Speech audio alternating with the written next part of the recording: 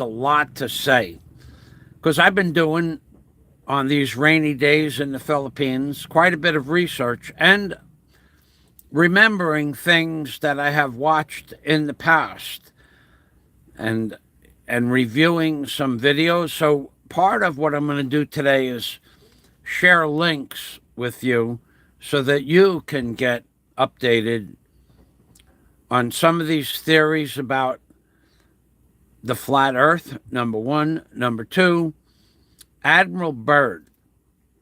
Okay, so he was the most famous admiral back at that time, and he did many expeditions to the South Pole and the North Pole.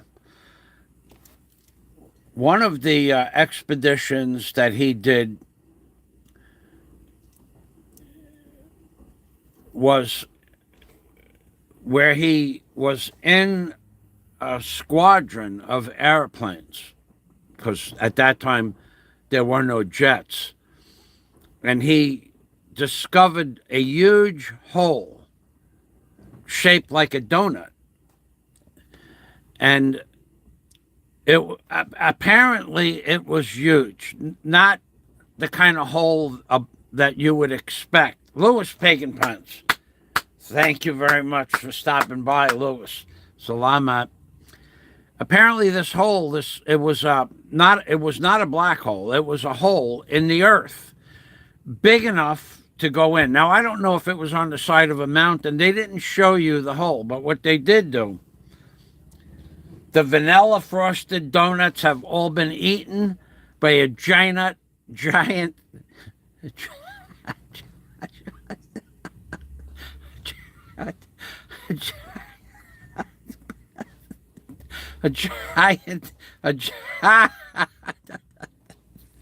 a giant semi-mobile donut eating factory that scours Texas and Kentucky for donuts and donut scraps. There are no more donuts on this flat earth, vanilla or any other flavor.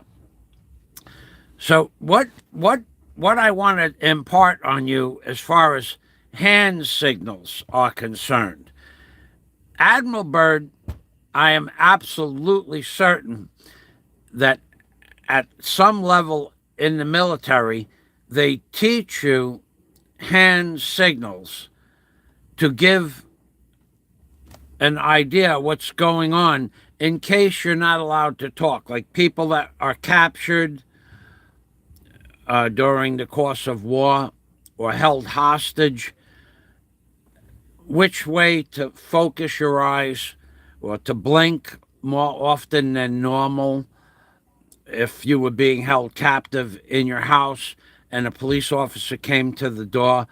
You would go like this because the captors couldn't see your eyes, so you'd blink really fast. Not like this, not like that.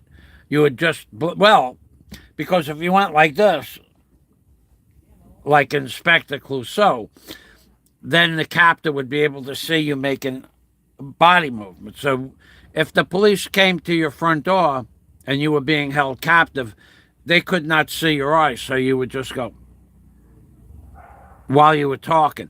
That is a real signal to the police that something's wrong.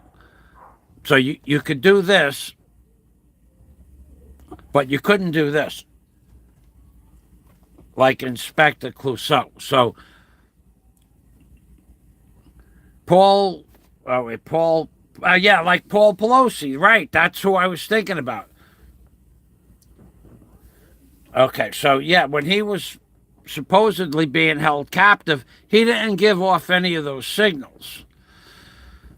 So when you're trained to be a police officer or in the military, you are trained to give off other types of speech, but with hand language or eye contact or blinking.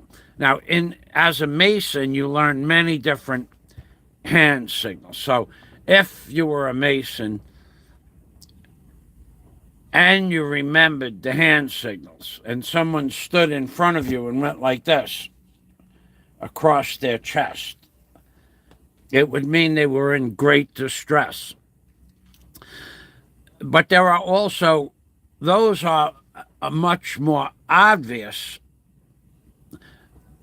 hand signal. There are other signals that you would give as a Mason. You might put your feet one foot in front of the other and make like a T out of it. That would mean something different. So there are different types of hand signals. And as a Mason, you learn several dozen of the more common hand signals. If someone was to go like this to you, it looks like they're thinking, like some people put their finger over their mouth. But what that means from one Mason to another is to don't talk about the subject that you're involved in. Like, not just be quiet, but stop immediately. So what I wanted to talk about Admiral Byrd, he went on a show and he talked about going. This was a show. I can't find this show anymore. Maybe Bill Gah is here. Yes, Scott would know about that.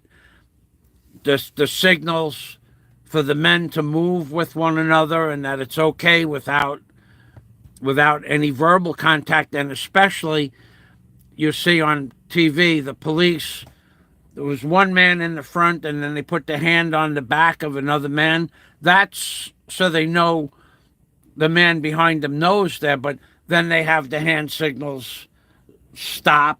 I don't know what they are. Scott would know. Stop, go forward, fan out. They're all the different things that you would have to verbalize. You can't turn around to look at the man behind you. So the hand signal gives the understanding of what you want the person behind you to do. So if you're the leader, you give the hand signal and then it's passed to the back. So what Admiral Byrd did, now this is true, and if someone can get this video up on the screen, it'd be great because I can't find it. I do have video of Admiral Byrd finding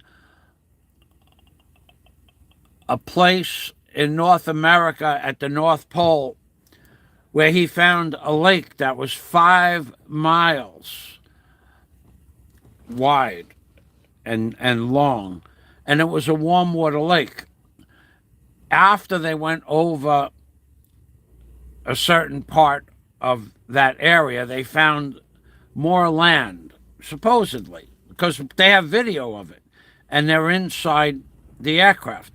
But in another video, Admiral Byrd talked about how he went into maybe a cave. I don't know. It was not a black hole, but it was some sort of opening in the earth. And when he went in, and this is on live national television, when he went into the cave or black hole or whatever you want to call it, UFOs, round circular discs, surrounded his aircraft and the other aircraft that were with him and took control of the aircraft. Now, this isn't me making this up. This is me telling you what he said in a video that's gone. I can't find it. It's as if it never existed. I can't find it. I looked. Then there was a message that came to the planes that were in formation that flew in. This hole must have been really big because several planes went into the hole. So the UFOs took over. This is the admiral leading a fleet of 4,000 men and aircraft carriers and supply ships and fuel ships. This isn't just like a military guy on the ground. This is the man in charge. He's on the show speaking these words. So he said that these UFOs, which is what they were, took over control of his aircraft and that he did not need to fly the aircraft. That, in and of itself, is bizarre because think about this. Here's an admiral who's flying into a cave or a huge opening in the earth. And an outside force takes over control of an airplane. Well, in today's world, that would be possible because we have all these electronic drones, and when you're flying a drone or you're flying a remote control airplane, the remote control takes over what it does, what you want it to do. I have a drone, you push the sticks forward, it goes forward, up, it goes up, and so on and so forth. But these airplanes were 1940s technology, flying by what they call flying by wire. There was no electronics, there was no servos operating the flaps or the vertical stabilator. There was none of that. So here's a guy saying that an outside alien force took control of the airplanes, and then on the speaker system in those airplanes, the men were told, "Don't worry, we will bring you somewhere." So when they landed, now this is the admiral. Hopefully somebody will get. Okay, so here we have that Louis Pagan-Pounce. Okay, so Louis Pagan-Pounce says he saw it on Ancient Aliens. Let's click that link.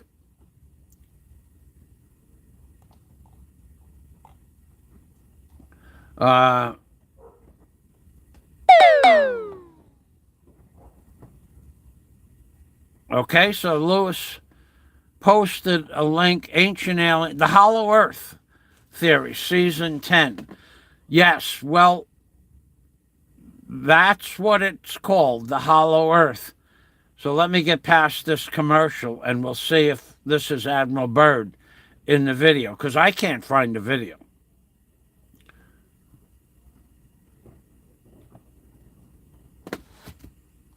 Okay, so let's, so inside the Hollow Earth,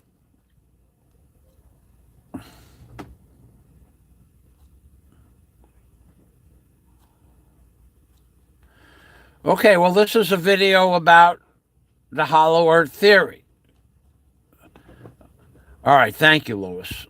And let's see if we could see Admiral Byrd anywhere in here. I'm pretty sure that should be him. No, that looks like a German fella. And the voice that came over the radio when they took over the airplanes he said it had a German accent. And then when they landed, there were Germans where they landed inside the Hollow Earth. So this would be a good video to start out with, because it's not Flat Earth FAZIO talking about this. It's a series on television, which I never saw before, of Ancient Aliens, because typically I don't watch that stuff because a lot of the stuff I find to be not believable. But this I do believe, because I saw the original Admiral Byrd interview. Now I'm going to tell you the hand signals that Admiral Byrd gave, and then you can believe what you want to believe at that point. Let me put this video link in here. Thank you, Louis. Let me put the video link in there 3 times. I also want to put the video link in my description box. So I'm a little bit multitasking here, so just give me a moment. Okay, so this is the first link that's going to be in the description box when I'm done with this video. Now, a lot of you people think that this is crazy stuff, but Okay, so apparently they made a television series, and one of the episodes was the Hollow Earth. But in that series, there is actual proof from the Admiral himself that this is true, the Hollow Earth. In other words, he was sitting interviewing, and I'm going to get to the hand signals that he used to prove that what he was not allowed to say, he said with hand signals. So here is a program describing the Hollow Earth, but there was proof. It's not like talking to Buzz,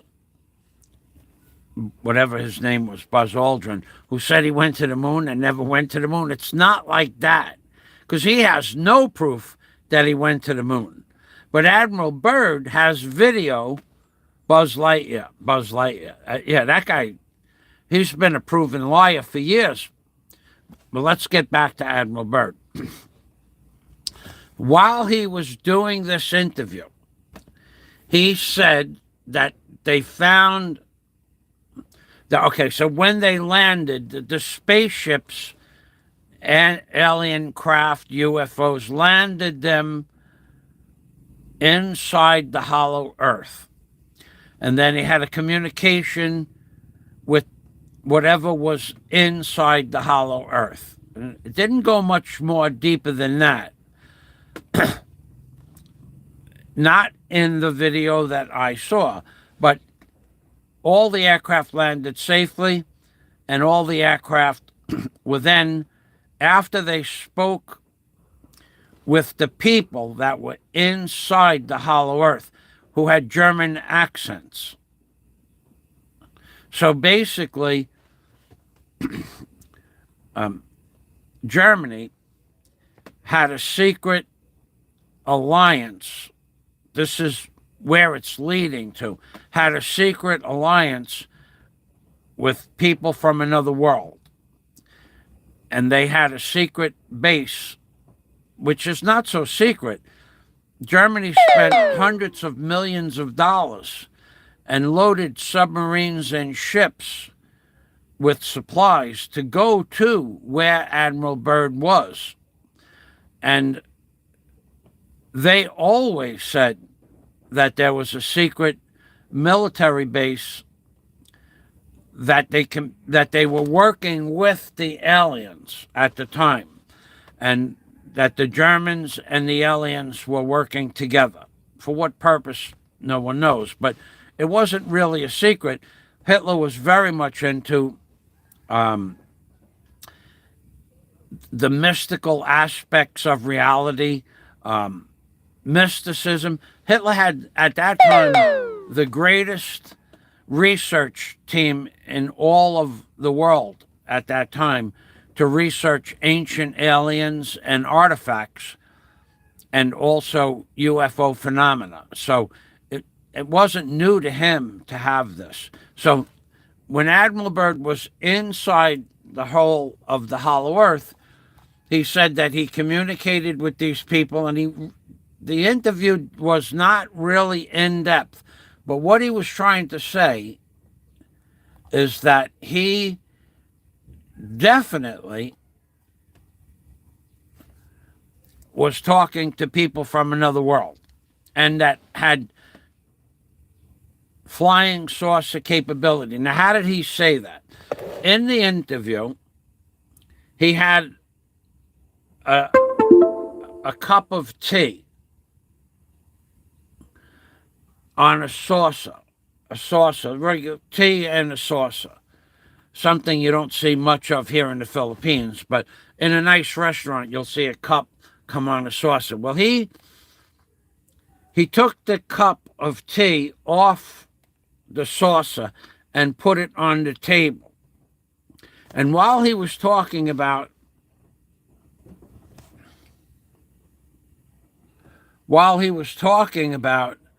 the spaceships, he was running his finger along the saucer, the plate, like this. And he just kept going back and forth in a circle.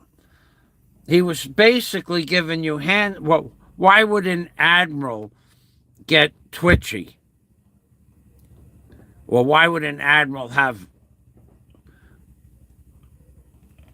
do something like running his finger around the plate? It was a hand signal to say that we saw flying saucers. That's my interpretation of it. But I'm not the only person that saw that came up with that interpretation.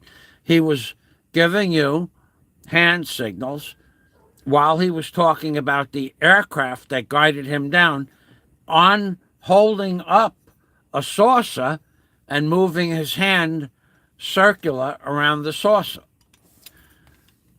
So that interview I cannot find. Now, he also said that it's huge inside the Earth and that there's another sun inside the Earth.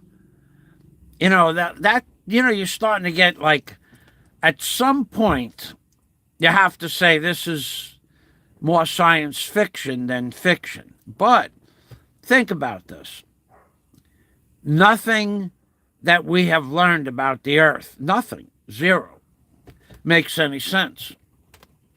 For instance, Antarctica has an average temperature of 57 degrees below zero in the wintertime.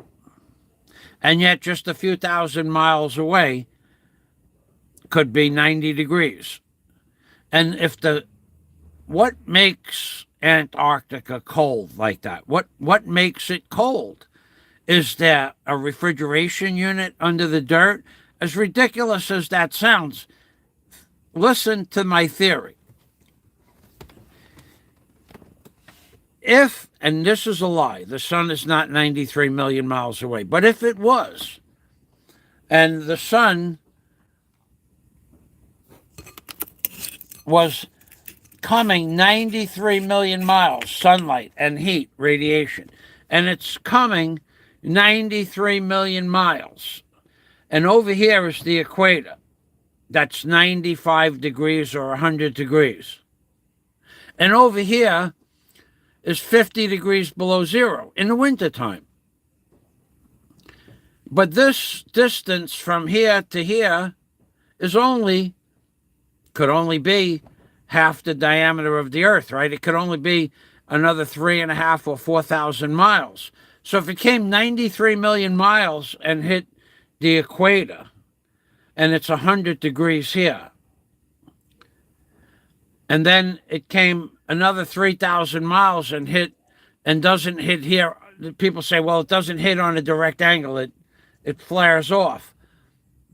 Yeah, that's true. But to make a difference of 150 degrees after going 93 million miles, it goes another 3,000.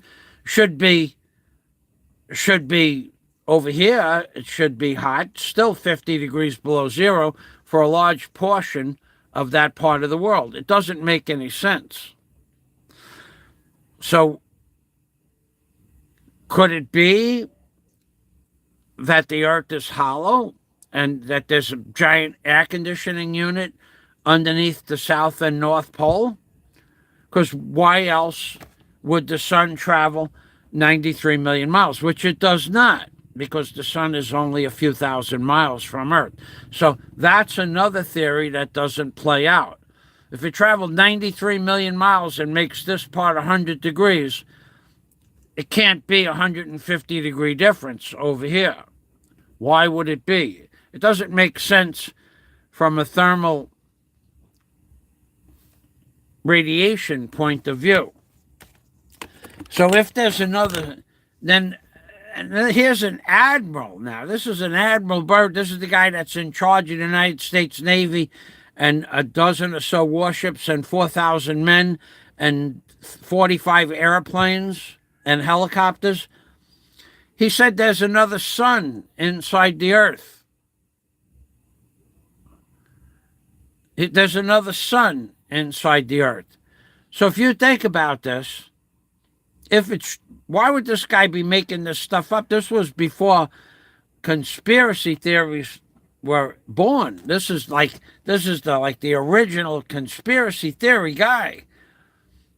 It doesn't make it. So if there's what could be a sun inside the earth? Well, I don't know, and neither does anybody else, because right after that interview, he stopped talking about that. 57 nations signed a treaty that no one would ever go there again. No one would ever, in the Antarctic, that they have the United Nations. And the United Nations, these 57 countries agreed that people would not go to certain places. But he said he found an area the size of North America as well, on the other side of the earth, with warm water lakes inside over the ice wall. So this is not like a one-off thing. Here's the Admiral saying UFOs guided him into the center of the hollow part of the flat earth. And then he found an area the size of North America with warm water lakes. Now, warm water could be anything that's not frozen. I don't know. And they're not, and they had video or photography of the photographers taking photography of the warm water lake when they flew over it. It's not hearsay. It's not some guy, that got drunk and made up a story. It's the admiral, who was not a pilot, by the way. He was only an engineer, but I'm sure he could fly the plane. But he's the head of the fleet. He's telling the story, not some, not a flight engineer, not a co-pilot. As the head in charge, he's telling the story. So there's a lot of things they're not telling us about the flat earth, whether the earth is flat, whether it's not flat. If it's shaped like a donut, if the earth is shaped like a donut, we don't have a snowball's chance in hell, because there's a giant donut eating machine in Kentucky that lives on the edge of a lake, which is shaped like a donut, and he eats all the donuts. He's a donut-eating factory. So if the earth is flat and if the earth is shaped like a donut, we have no chance of survival. Just count on this, that the world is about to end because this giant donut-eating machine is going to ravage the donut, the earth, the donut. How he'll even eat the hole inside the middle of the donut. He's not going to leave anything. When this giant donut eating machine is done eating the flat earth that's shaped like a donut, there's not going to be anything left but a black hole in space. And he will be floating around like the Goodyear blimp. Remember the Goodyear blimp? He looked like a bunch of balloons. Was it the Goodyear? They had a blimp. It's not a blimp. It's a guy shaped like a bunch of balloons. That's what's going to look like when this guy, the donut-eating machine, gets done eating the flat earth that's shaped like a donut. He's the Michelin Man. The Michelin Man. He's shaped like a bunch of balloons. There's not going to be anything left. The earth will be consumed from the inside out, and the donut will just keep shrinking and shrinking and shrinking, and the only thing that'll be left is a giant donut-eating machine shaped like the Michelin Man. And so think about, if there is a sun inside. Now, we're going to go on to another theory in a minute. Scott Del Fuego says, oh, the Ohio State, let's read this together. Ohio State. Scott Del Fuego says, Ohio State University has the collection of Byrd's personal documents. He did not attend there, but his family donated due to USO's high profile in the polar exploration. Ohio State University's high profile in polar exploration. Thank you for posting that, Scott. So, the next comment from Scott Del Fuego is, it may have been German plot to disguise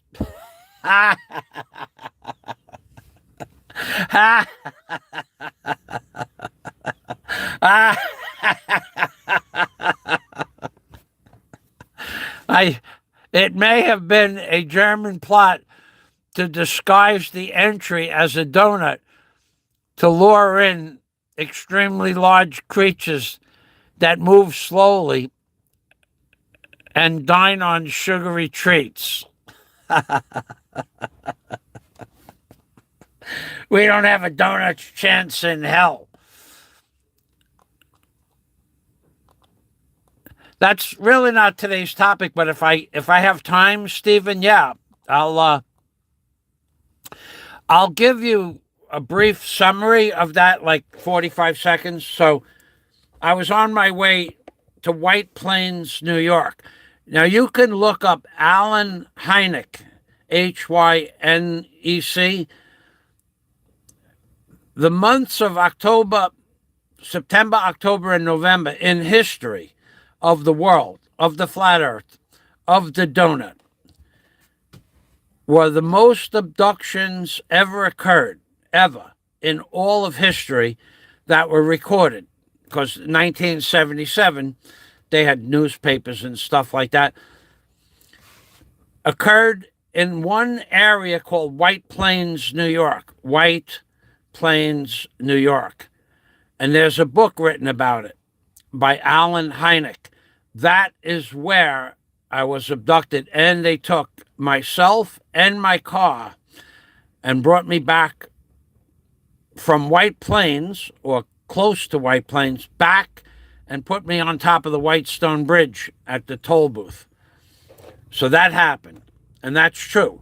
I would go under hypnosis, or I would take any kind of tests that they could prove whether or not I was lying. I'm not lying about that. That happened. And I lost 3 hours in time. So I was going to see a fella named Sam Harari, Harari. Harari.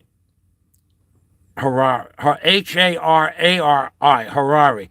He owned a Kentucky Fried Chicken in White Plains, New York. And this is going back to 1977. I don't know if you could research that. And he was my aunt's boyfriend. So I was going to visit him. I had wanted to go visit him. So moving back. Now, I don't even know who you are, but I don't know if you're trolling me, or you want to hear the story again, or you're really Don C. pretending to be a guy named Steven. So let's go to your channel, and let's see who you are, what you are. I would venture to say that you don't have much content on your channel. So let's see what happens. Yeah, you're a troll. Okay, so no content, nothing on the homepage, nothing on the playlists, nothing on the channels, and nothing in the about. I'm going to leave this up here.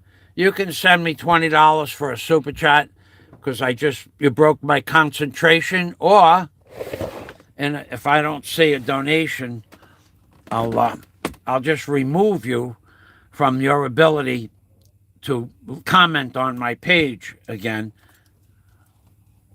You're very interested. More trolling. Okay, you broke my concentration. Bust out at 20. bust out at 20. So now we'll go back to the very interesting. That's what trolls say. That's what trolls do.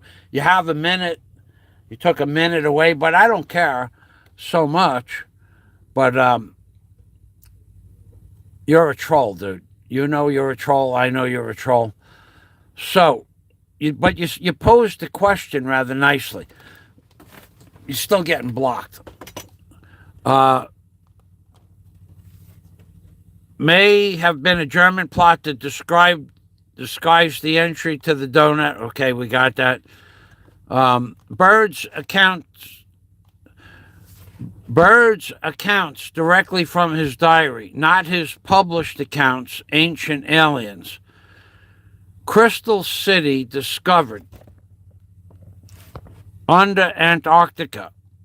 And that's another link. So let's get Jack.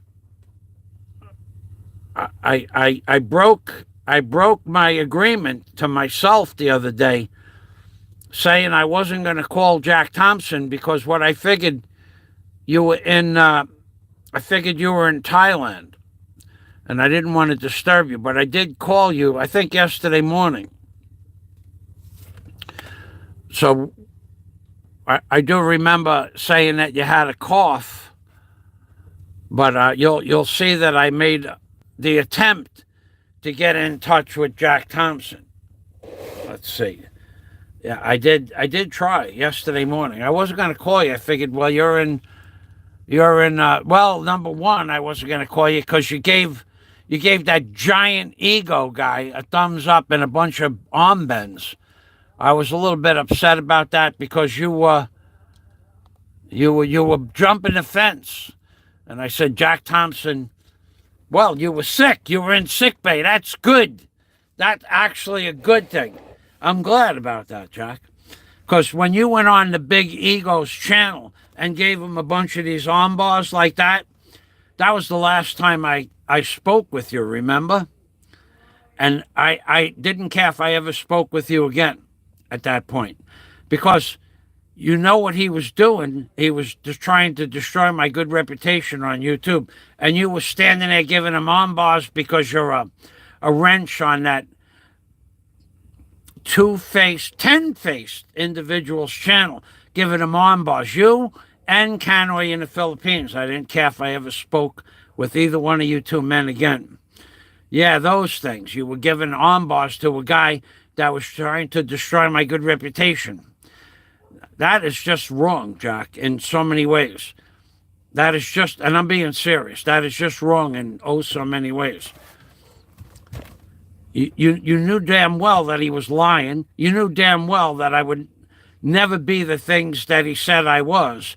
And you were still standing there giving him attention. You were a wrench on his channel. Don't tell me you weren't a wrench on his channel. Either way, you were giving, what difference does it make whether you're a wrench or not? You were egging him on.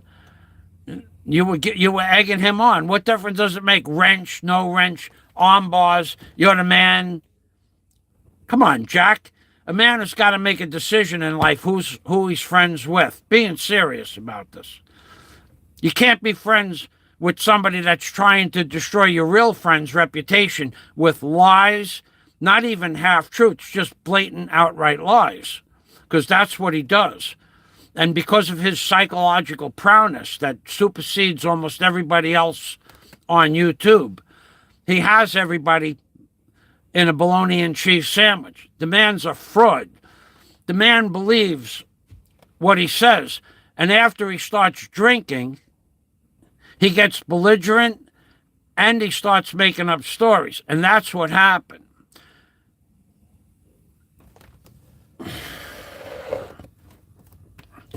Going back, and you and Canoy in the Philippines both did the same thing on that stream. And I had a conversation with both of you afterwards, saying I didn't appreciate it at all. And I've never spoke with Canoy in the Philippines again, and probably won't. And I don't care, because he is up the giant ego's donut orifice about 16 miles and always has been. So take that wherever you want to take it, Canoy and or Jack. I don't care. You have to have, a man has got to make a choice who you're going to be friends with. Look at the people that guy is friends with. Losers from the get-go. Plus, if he does what he says he's going to do, then we're going to go tit for tat. He's going to not like what happens. He calls me the Oompa Loompa. I'll give you Oompa Loompa. I'll go verbally, word for word, what he said on Chi's show. We'll show the world what kind of a man he is. Threatening, don't, if you say my name, I'm going to release your secret. So basically, threats, yeah? Basically threats. Go ahead. Do it. Do it. Go ahead and do it. Call me Oompa Loompa, that's okay. Call me crazy for believing in flat earth, that's okay. But betray me again. Go ahead and betray me again. Go ahead, do it. We'll do this. We'll do this. I'm okay with doing this, too. Betray me again. Oompa Loompa. Says Oompa Loompa Man. That's a good one. Because you're so much bigger than everybody, you believe that you have some sort of ability to control them because of the size of your personal being. And because of your psychological prowess. Let me tell you something. Just to get off the set, you're nothing in my world. You're a guy that makes a lot of money, that's really smart, that doesn't have any physical hand skills to do construction. And unless you can build something, fix something, repair something, in my world, you're nothing. Just like I'm nothing in your laboratory building world. I don't know anything about that. But when it comes to common sense and being truthful and an honest and honorable human being, I have it over you 1,000 times. You have no honor, man who calls me Oompa Loompa. You betrayed me more times than I can count. So, if you want to betray me again and reveal all my secrets, we'll do a show just for you. I promise. You do it. You go first. So now, and can I, you're no Jack Thompson. Jack's been my friend for years. I'm perfectly okay with never talking to you again, ever. Because you allowed that to go on as well. But Jack has been my friend for 9 years, 8 years, and he's almost forgiven. Not quite. Jack has jumped the fence, so to speak, as my brother from another mother would say. And he could almost be forgiven because I know he was sick. I know that. But that's not an excuse. It's not an excuse to allow somebody to berate me, belittle me, without saying, hey, that's not true. That's my friend. You didn't do that. You pissed me off, Jack. And if I had never spoke with you again, it would have been okay. Just letting you know up front. And Canoy, you're not my friend. So, because you have kissed his giant white cheeks. You have kissed his the Badunskis for years. So we know where your moral turpitude lies. Jack, I got a moment of weakness yesterday and called you. It's good that you were sick, Jack. It's good. Gives you time to think. Think about how you jumped the fence. How you betrayed your friend Michael FAZIO. Were you coughing up? Were you coughing a lot?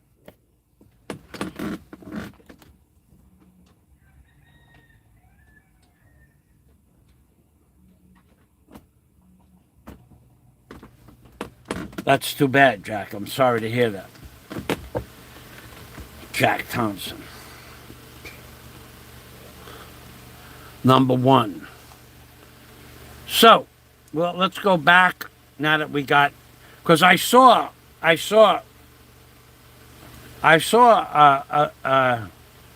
comment. I'm doing good, unlike the Oompa Loompa, something similar to that. Go ahead, call me an Oompa Loompa. I'm small compared to you, so is everybody else. Why people kiss your butt, I don't know. You're not really smart, except for what you do for a living. You have a lot of money, and there's a song. No one badmouths the man with the bread. I do. I don't like you, dude. I will go through every betrayal on your behalf, one by one, and I will also add some of the things that went on that show with that worthless woman, friend of yours, who you still probably give $200 a month to stay off YouTube. I'll do that. Go ahead. Do what you said you were going to do, and we'll do this thing. We'll do drama. We could do drama. You have no respect at all for anybody because you have a lot of money. Your friends are basically the lowest of the lowest on the list of bloggers. Your friends aren't even Philippines bloggers. And you're giving money to people that just spend it frivolously on junk. Never did anything that they said they were going to do with the money, but it's your money. You could do what you want. But you say things, and then a few days later, you backtrack. You lied, and then you deceived, and then you betrayed, all at the same time. Go ahead. Go ahead. Do it. Do it. I don't care. Call me an Oompa Loompa. Tell them my secrets. Tell them my secrets. And then I will reveal your secrets. Fair enough, right? You threatened me that if I even mention your name, this is how you break agreements. You got drunk. You made an agreement that if I don't mention your name, you won't mention mine. And I kept that agreement. It wasn't agreed to on my behalf.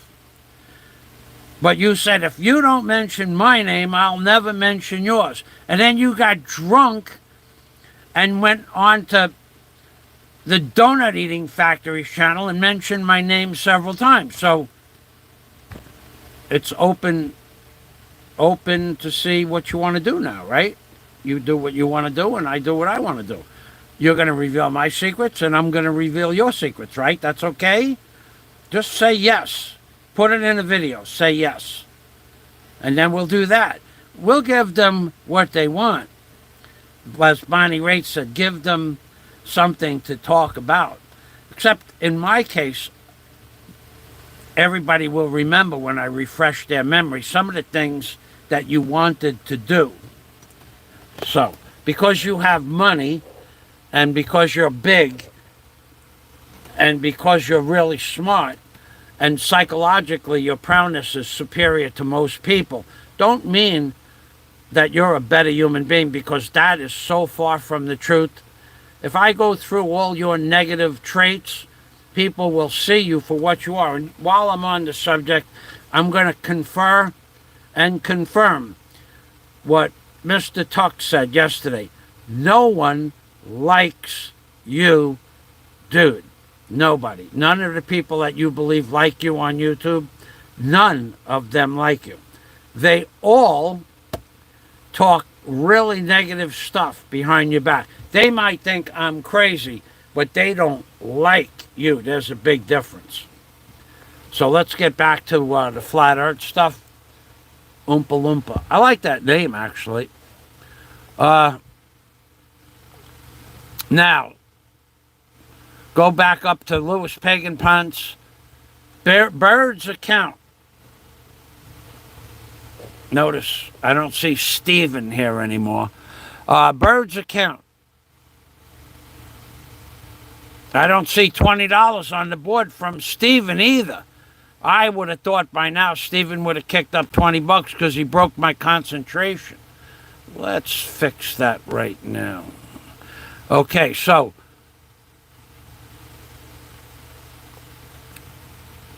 Byrd's accounts directly from his diary, not his published accounts. Aliens, Crystal City discovered under Antarctica. Season 18, and here's the link. Thank you, Louis. Oh, and by the way, I'm gonna explain something to you people. Forget about the guy who calls me Oompa Loompa. We're on a new subject. I'll explain something to you people. Right now, and I don't know who's watching, but right now, without giving anybody up, which I have never done, there are 2 pilots that fly the biggest commercial airliners in the world that watch and have been watching me for years.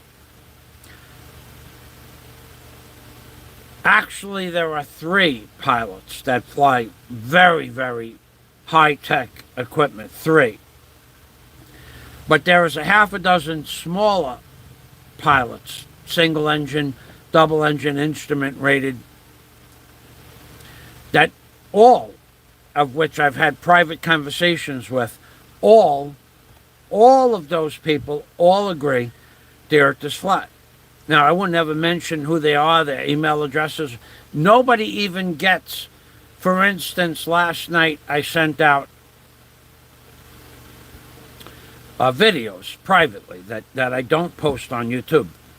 And that if a person is segregated because of their name on YouTube from the other emails, he only gets that email separately, and his address is removed when I forward it to the next person. So all of those people that get bulk mail, all are okay with other people knowing their email address. Some people are not okay with knowing their email address. They get my videos separately. They're not members of my Patreon account. For instance, if you've given me advice that was helpful, or even if you've given me advice and I think I know that man is watching now or will watch this video, even if it wasn't helpful, that you tried to give me advice and just there was not enough information, I still send those people my videos that you people will never see. You'll never see the videos that I do off of camera, because none of your business what I do off camera. So there are multitudes of videos, hundreds of them that I sent out that will never be published on YouTube. But all of the pilots get the videos, all of them. And not all of them are super chatters. I have 3 pilots that are friends of mine. They don't ever super chat. So it's not a question of super chat or no super chat. It's just a question that we all agree, we all have a common belief that the Earth is flat. And all pilots agree the Earth is flat. That there's no degradation of flight level, and then every 30 seconds you have to tip the plane down 2,777 feet, or you would fly off the globe. There's no globe. The Earth is flat. So I just wanted to say that if I send you the videos, I know that to date, the people that I have chosen to be my friends have never published any of my private videos, and I thank you for that. So, but all of the people that I know that are pilots. These are not just like, like a Cessna pilot. Everybody that's a pilot knows the Earth is flat. Bill Goss sent the video. Okay, hold on. So, thanks, Bill. Let me go through this. So anyway, thanks. What the video that I sent out yesterday, all you have to do is click the links. I didn't open up every video in the mail because there was, as you saw, I've been compiling a list of videos, and that instead of opening up every video in the mail to make the mail long, I just put the title and the link. You just click the link, it'll open up the video. There's nothing illegal in any of the videos. In fact, every video that I've made until yesterday, I don't think I ever talked about anything I do on YouTube with this drama stuff. But yesterday I did. I explained in full detail what's going on between me and the guy who calls the Oompa Loompa. That's just from my personal friends. Now, none of them will ever reveal that information, and that's okay. I'll do that. If this continues, and the man who calls me an Oompa Loompa wants this to continue, I'm okay with that. Just remember that you made promises you did not keep. You betrayed me in a multitude of ways, and I'll point that out, how that happened. And I'll have proof as well, where you have no proof of anything you said. So, let's go back to the videotape. Let's go back over here. I try to break up my live streams. I try to break up my live streams so that there's a little bit of entertainment and drama inside them, because that's what brings, people want drama. I'll give you drama. I'll give you drama. I mean, with that guy that betrayed me multiple times, I'll give you drama. And it'll all be, somebody has all those videos recorded, but once your memory is refreshed, so, yeah, I remember he did that. Oh, yeah, FAZIO, he might be crazy about the flat earth, but he tells the truth. Go ahead, Mr. Man who calls me Oompa Loompa. Go ahead.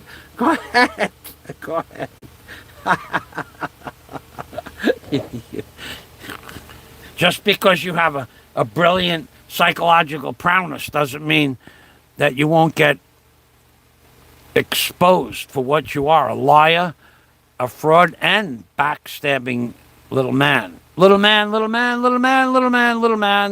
which of course, he's not a little man. Scott, I wonder if Byrd's family donated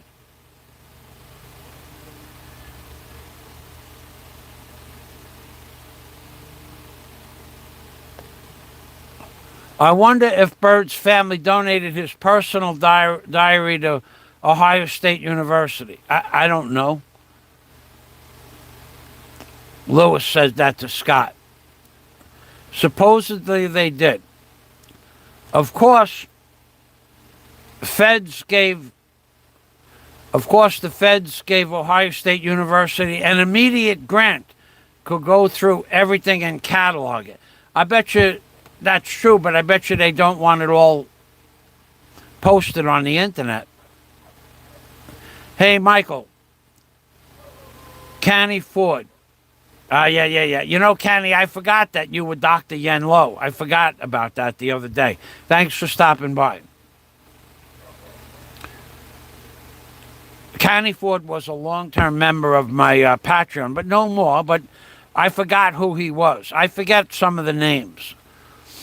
It's okay, Canny. Don't worry about it. So I got off the stream because I was working. It's not that I don't think your videos are worth $50. I wasn't on the stream, and the cost of living in Los Angeles is crazy. That's okay. Canny, look at me. I forgot that you were Canny Ford. You're Canny Ford. You don't have to donate or even think about it. You have been my friend for years, and a major contributor to my Patreon page throughout for a very long time, and I thank you for that. I just forgot that you were Dr. Henlow. You guys that changed your name. Thanks for... Don't worry about it, Canny. Thanks for being my friend. Okay. No, Canny, I really don't want you to. Wait. I really don't want you to send me money. I really don't. I don't. I'm okay. I'm really okay. But if other people want to send me money, that's okay. Because you know what? I might even start a donut fund. I haven't had any pastry or bread, not whole wheat, nothing. Well, my brother from another mother, he don't want you to eat whole wheat because it has. But anyway, no, I don't want you to send me money. You know, for the people that can afford it, that's okay. But for the people that can't afford it, look, I'm the first person to tell you that Donald Trump destroyed the economy of the middle class. I'm the first person to tell you that the goal of all politicians is to destroy the middle class income of the middle class. That's their goal. That's how they're going to pull off the Great Reset in 2030. You know, we're already moving towards 2030. It's already 2023. They're making all the moves to destroy the income of the middle class. Rain. Look at this weather out here. It rained this morning at 5 o'clock. Look at the weather that we're having out here. Look at this. You see those white lines and white waves out there? Those are 3, 2, and 4 foot waves. No boats went out at all for the last 4 days. Nothing went out. No boats went out for the last 4 days. That's 4 days of 18,000 pesos a day for 10 boats. That's 180,000 pesos a day. That's almost $3,500 a day in lost income from just the 10 boats on this beach. They don't want a middle, and that's the Philippines.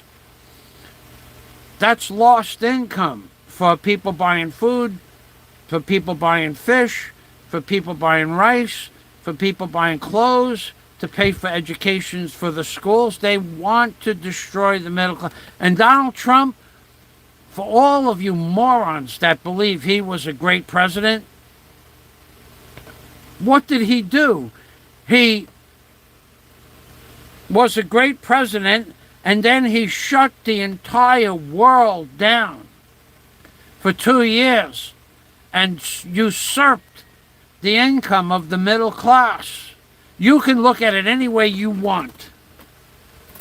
You can look at it any way you want. And then on one day, in 1 day's notice,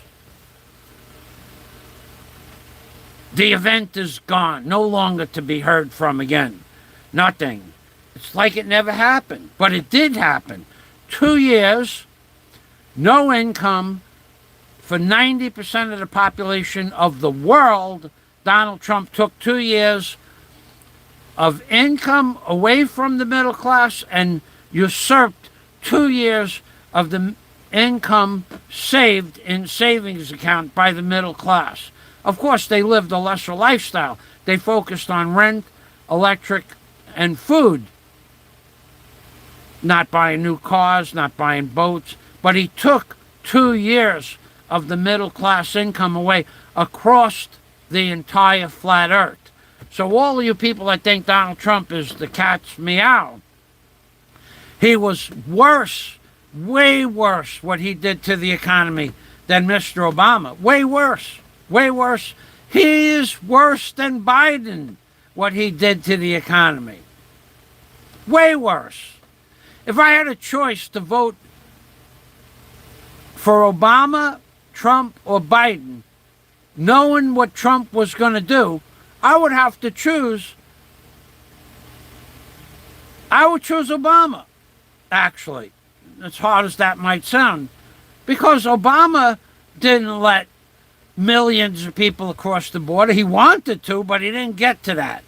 And Obama didn't shut down the economy of the world. He wanted to, but he didn't. Now, Obama started all kinds of programs for the African Americans, but he didn't shut the world's economy down. He didn't usurp 2 years of the middle class wealth. Biden did and does let millions of people, and each one of those millions of people are going to cost the American taxpayer $1 million over the course of their lifetime. That's what it costs to have an illegal immigrant come into this country, collect a welfare check, dental, medical, hospital, rent, electric, food stamps, and they have a side job for $5 an hour taking work away from people. That's Biden's demise or negative part. But he didn't usurp 2 years of the middle class wealth. Trump did. Obama didn't usurp 2 years of the middle class wealth. And yeah, he let some immigrants in. He did. And each one of those are going to cost the taxpayer $1 million as well. But he didn't do what Trump did. So of the three, Obama, because most of you people can't remember back further than that, Obama, Trump, or Biden, I would choose Obama. Mr. Obama. Why not? He did less to destroy the country by far than Biden, and Biden's done far less than Trump. You people have such short-term memories, and you don't look at the big picture. For 2 years, no one went to work. For 2 years, no one used cab service. For 2 years, no one used the train service to go to work. For 2 years, no one bought coffee at the local donut shop. Donuts! Somebody get the donuts. So for 2 years, nobody ate ham and cheese breakfasts at the local diner. For 2 years, no one went to Blimpies. For 2 years, most people didn't go. For 2 years, most people didn't go to Burger King or McDonald's or Chinese restaurants. For 2 years, people didn't spend any money. They conserved because no one knew how long this lockdown was going to last. Trump did more to destroy America than all the past presidents combined, in my opinion. But certainly financially, more than Obama and Biden combined. You people have such short-term memories.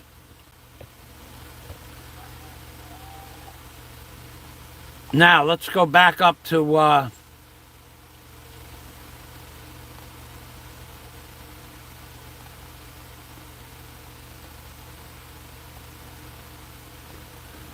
so Jack said he was. I know that Jack was sick, and let me tell you, Jack, you got sick. You got sick because you betrayed our friendship. You should have immediately went full on the guy who calls me an Oompa Loompa, telling him exactly what I say. That's freedom of speech. You had that, but you backed out. You backed down for some reason. I have no idea why you did that. None at all. I would never allow somebody to talk about my friend Scott like that, ever. I would put a curb to that immediately. If I was in the live stream and I was a commenter in the live stream, I would put an end to it right away and say, look, I'm leaving. I don't agree with you. Unsubscribe from the guy. I have never watched another one of his videos. I won't even give him the view. But you, for some reason, Jack, you need these people, and I don't understand. It's a weakness for sure. And I'm being serious. You know I'm being serious. And you know I've said this to you in person. It's a weakness to need somebody that tried to destroy. Am I a liar? Am I a con artist? When people were talking about Daisy and other things about my leg, and he was allowing that to happen in the name of free speech, Is that fair and reasonable? No, it's not. And you allowed it to happen. So you got sick. Karma. I don't know what to tell you, Jack. You're not getting a free pass on that.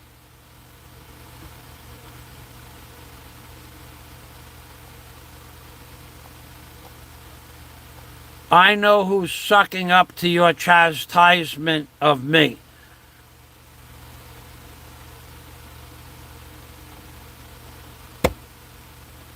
I don't know. I got a message from Bill, though Bill is a researcher. Yeah, we all want Jack to get better. Yeah. We all want Jack to get better. Oh, let's say a prayer. Oh, dear Jesus, please make Jack better. How's that, Jack? You feel better now? I prayed to Jesus. I prayed to Jesus. Jesus,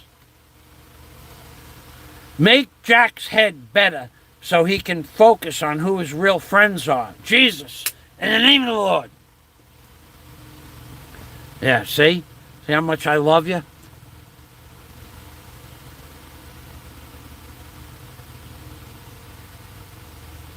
Yeah, okay, you know nothing at all. Yeah, okay, you know nothing at all about how a gyroscope works. I went over this. Gyroscopes don't follow the curvature of the Earth, just to prove you know nothing about level flight attitude. Nothing at all. Okay, so, and anything that you read that says that the altimeter follows the curvature of the Earth, an altimeter has the ability to change the altitude, but once you set a gyroscope in motion and it's not attached to an altimeter, it's not going to change the okay, so maybe because you know nothing, I'll describe an altimeter as opposed to a gyroscope. An altimeter tells you how high up off the ground you are from sea level. So when I used to take off in Traverse City, Michigan, at the airport at Traverse City, where I lived at the top of the mountain, the elevation was 925 feet. And there was a small airport. So that was 925 feet above sea level. When you set the altimeter, you set the altimeter to the ground that you're taking off from. But when you set a gyroscope just flies level. So if an altimeter is programmed to keep you 1,000 feet above the land, and the land starts to arc up like that, the altimeter will make you follow the level, the angle of the land. But if there's no altimeter set to follow the level of the ground, and you're on a gyroscope is going to fly you straight into that mountain. You know nothing about flight. Why are you pretending to do so? You're reading stuff on the internet that you don't understand or comprehend. Now, I just explained it to you. Prove me wrong. Can't. Mike Dowdy, good morning, Michael.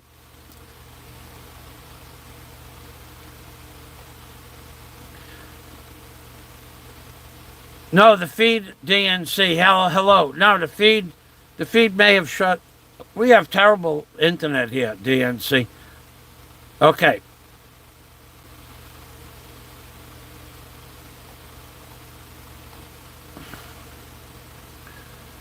TH, am I an immigrant? No, I'm a third-generation American.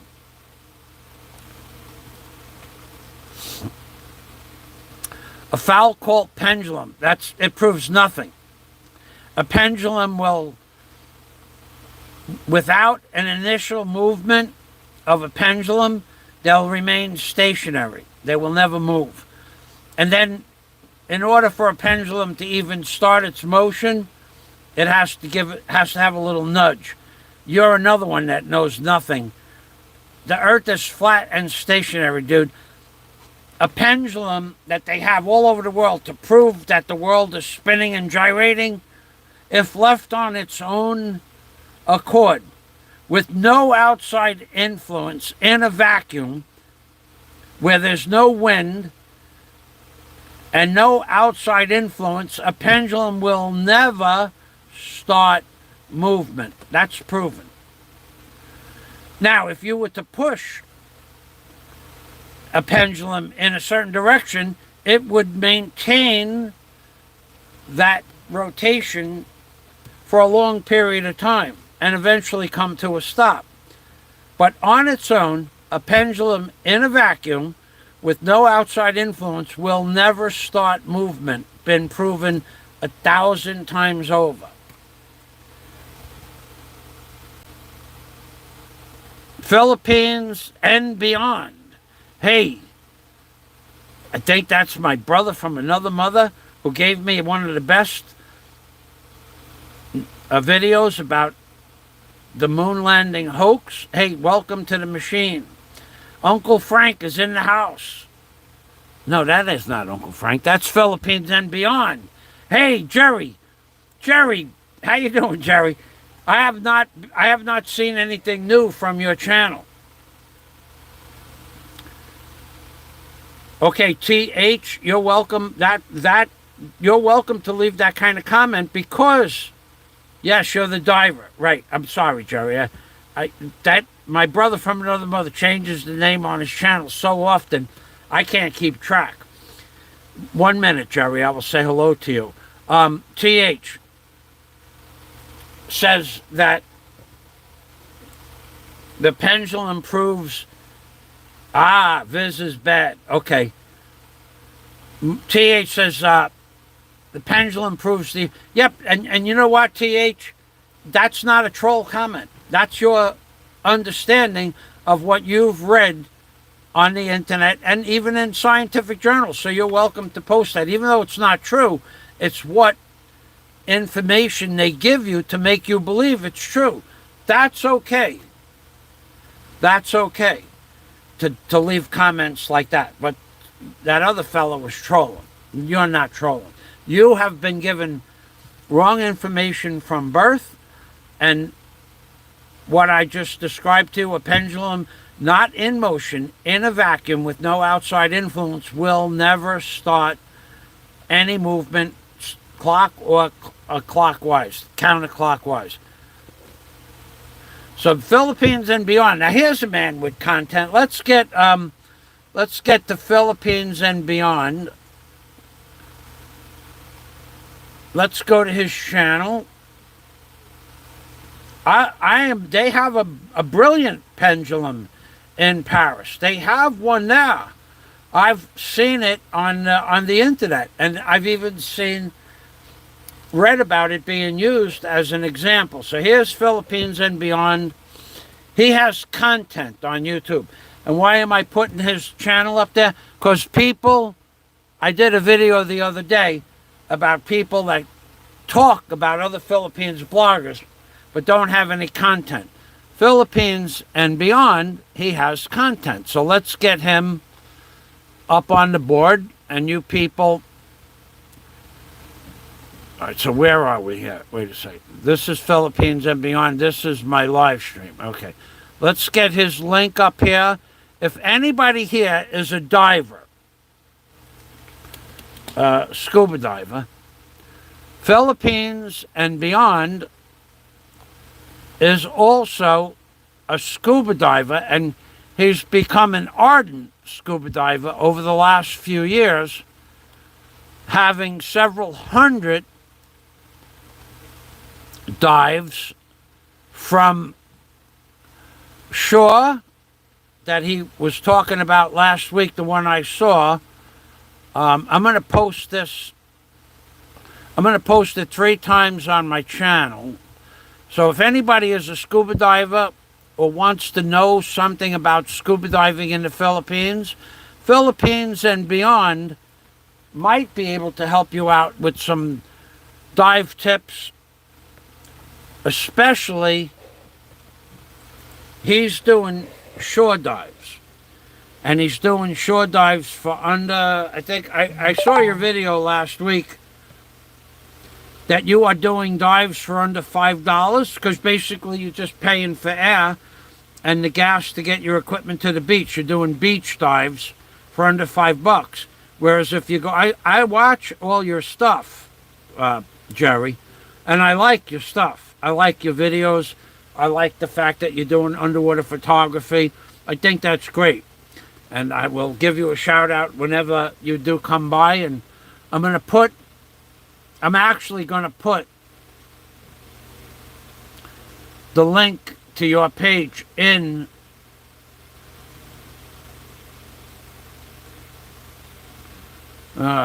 details, video details. I'm actually going to put the link to your page in the description box of this live stream.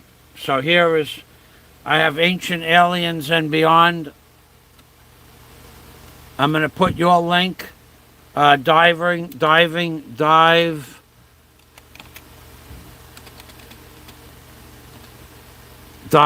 capital dive. Okay, hold on a minute. Dive the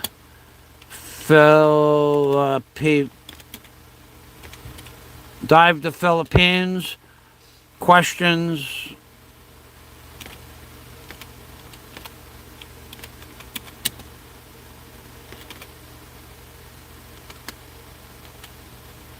For a pro. P-R-O. And then I'm going to put your link. And that's going to go in my description box. And I'm going to save that. So maybe you might get some views. And I'll post this on my page right now.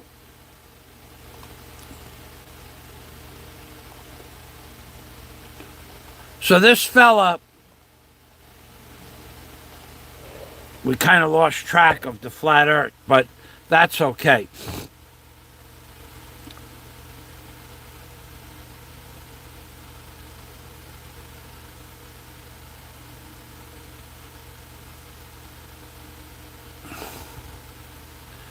TH, I don't know every aspect of why the pendulum. To be honest with you, I read about it and I watched a few videos on it, but I don't know everything there is to know about the pendulum, other than if you were to put the Paris pendulum in a vacuum with no outside influence, it wouldn't move. That's all I really know. So you probably have read hundreds or many more things about it than me, and you're welcome to post that stuff on my channel. Even give the name of the video, and I'll allow it. If I can find the link, I'll even put the link in. I just don't agree with what they write. I agree with some of the experts that fly 747s and 707s and 737s. I believe what they have to say about the flat earth more than I believe. Here's something to think about, TH. If you want to know how we were lied to, two things. When we landed on the moon in 1969, they said by the year 2000 we would have a colony on the moon. But we never even went back after 1973.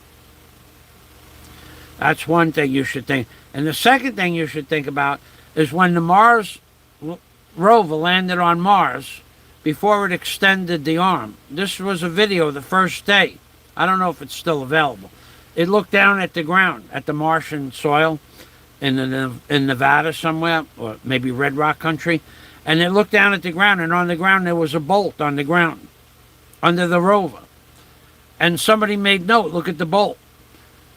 Before they extended the arm on the rover, before they moved the rover just came out of its pod. and a bolt fell off the rover on the ground. And there it is, looking at the bolt, staring at the bolt. The bolt is on the ground. The rover's looking at the bolt. Everybody in the world saw the bolt. And then they said in 24 hours they were going to program the arm to move.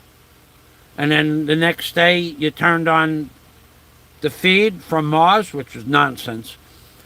And before they moved the arm, the robot looked down at the bolt and the bolt was gone. A stagehand picked it up and removed the bolt, which proved they weren't on Mars. You're being lied to. Look up Martian bolts on Mars. Bolt fell off the rover on Mars. I watched it live. I saw the bolt. I watched it live the next day. And I saw the bolt not there before they moved the rover. They didn't move the rover, and they didn't extend the arm. The ground was the same, but the bolt was gone. So TH, I don't know who you are, and you're welcome. A Martian was probably a metal collector on Mars. It's called Schuler tuning. Okay. I don't know. We're losing track here. We're not doing flat Earth stuff. It's okay, though. It's okay. Yes. Yeah. Okay. But you don't know how. Yeah. Okay. You know nothing about gyroscopes, because if you knew anything about gyroscopes,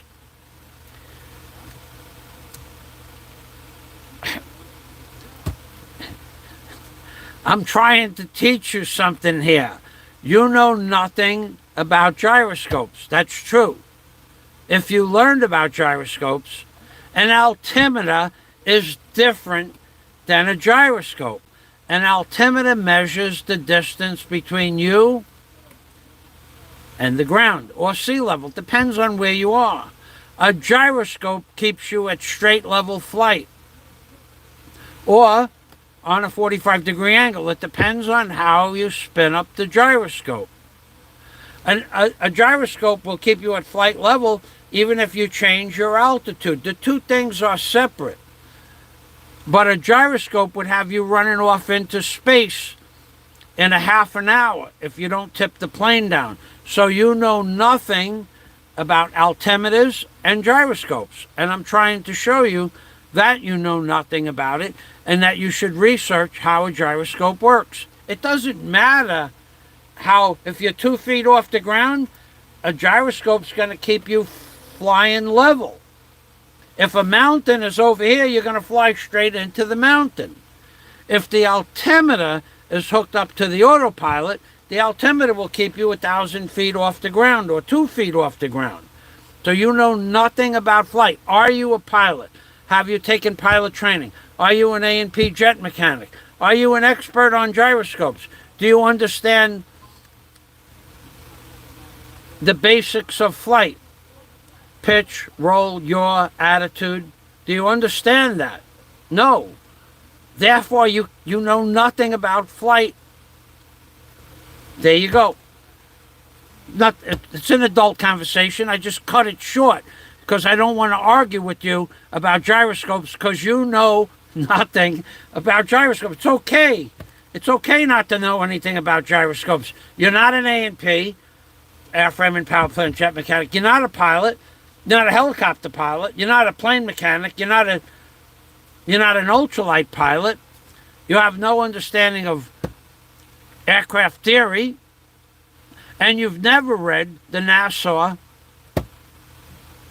flight manual that they give their pilots telling you that the Earth is a flat, stationary, non-moving object. And you should address the Earth and flight over the Earth as a non-moving stationary object. It's in the NASA flight manual that was written by the Massachusetts Institute of Technology for Flight.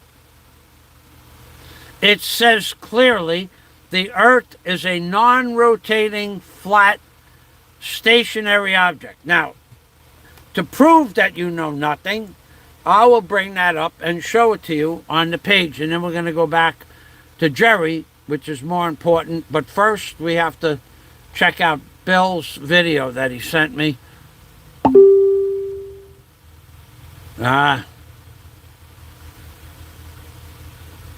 Okay, we can't put that up on YouTube. Thanks, Bill. I'll read that later. There's a lot of stuff you can't put on YouTube. Bill, thank you. All right, so flat road. I'll even give you the link. Okay. So I'm going here. I'm going here.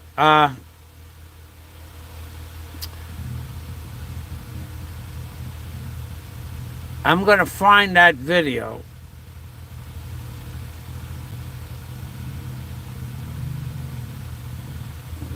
Jerry, you know what? Let me. TH is really not that important, really. So, Philippines and beyond. Flat Earth FAZIO. Okay, so that a pendulum on a line can rotate as it swings back and forth has more to do. It's a base. Yes. Okay, so it's basically a big plumb bob. Okay, so that's true. Thanks, Bill. The fact of the matter is, to TH, I've read everything there is to read about that, the pendulum in France. What has more to do with how the pendulum swings is the ball and socket that's attached to the top of the pendulum than it has to do with the pendulum itself. So, Bill is talking about Schuller tuning attached to the gyroscope. Would you elaborate on that for them so that I'm going to go look for the NASA manual on flight to prove to TH that he knows nothing about flight. So, Bill, if you would talk momentarily about the Schuller tuning is attached to the gyroscope. I would think that has to do with changing the altitude. So let's go here. Let me, nope, let's not go there. Let's go here. Let's go here. Flat Earth rocket. Okay. All right, so I'm going to just open up a new page here. Then I'm going to go to this video right here. This video right here for TH.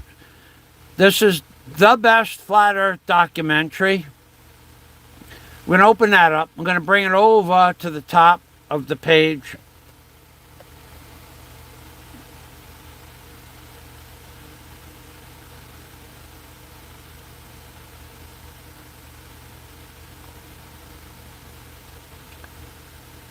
Okay, we're going to go to about the 20-second mark on this video after we skip the ads. I think it's the 20-second mark. I'm gonna have to turn this around. It's on this video. It's a 6-hour and 2-minute video. I've watched it a few times, memorized most of it. Well, the highlights.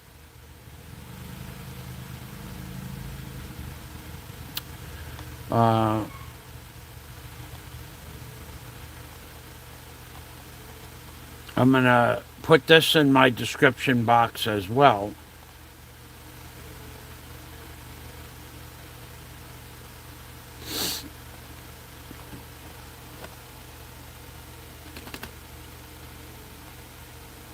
Jerry, I'm going to get back to you momentarily. I know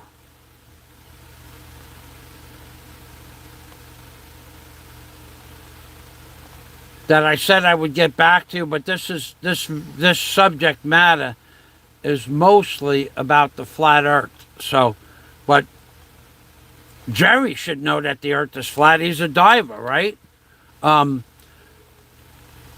Wait a second. Hold on a minute. I owe. Hold on a minute.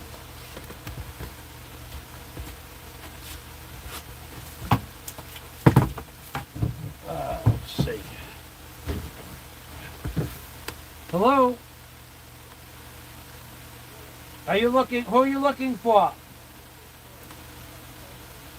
Stanley. Stanley, right there, baby. Right there.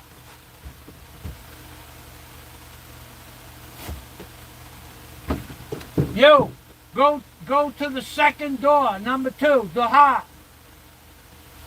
Wala, tula, tuna.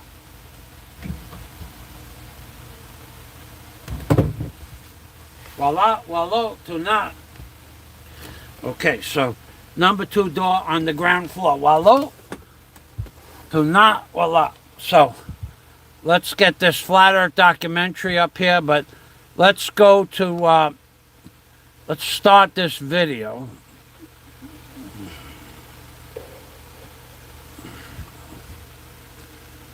Okay.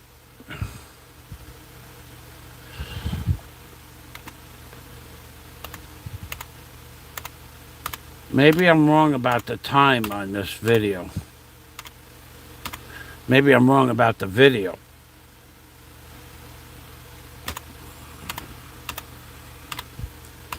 Well, NASA has a flight manual that says that all pilots should consider the Earth a flat and stationary, non-moving object. That's true. And it's on one of these videos, and I forgot the timestamp.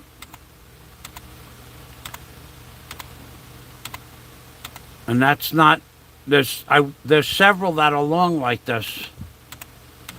And the timestamps, 2 of them have the document from NASA.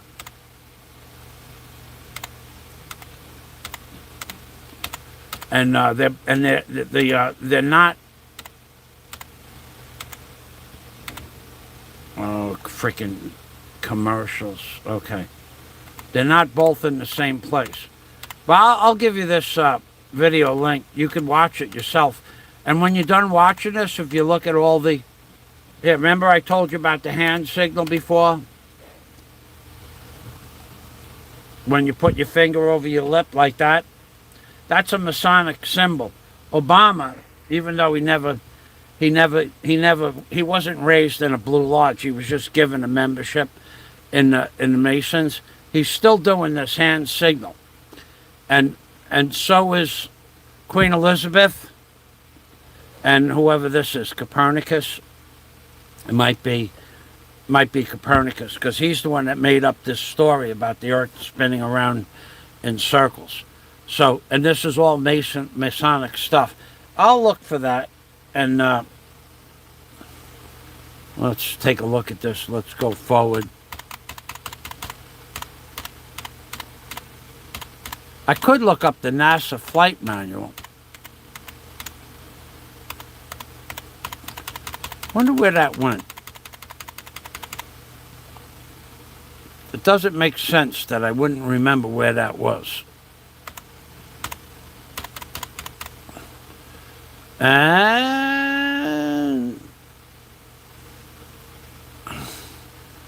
the big hoax. Page 6 of the NASA flight manual. Thank you, Louis. Okay, so let's go back to Philippines and beyond, if he's still here. Hopefully he is. This Best Flat Earth documentary, you watch this documentary and you follow the experiments that they do in the documentary, and you're going to come to the conclusion that the Earth is flat. We never went to the moon. And in this documentary describes the pendulum that TH is talking about, but I don't know. It's a 6-hour and 2-minute video. I don't know where it is, but that's not the only place that describes that pendulum. That pendulum would not move if it was in a vacuum with no wind. In a glass enclosure, it would not move at all, ever. There is no Coriolis effect whatsoever of the Earth, never was, never will be. And in the video also explains to you what we've been shown as the Coriolis effect, but has nothing to do with reality. The Coriolis effect is non-existent. Okay. The diver. Yes.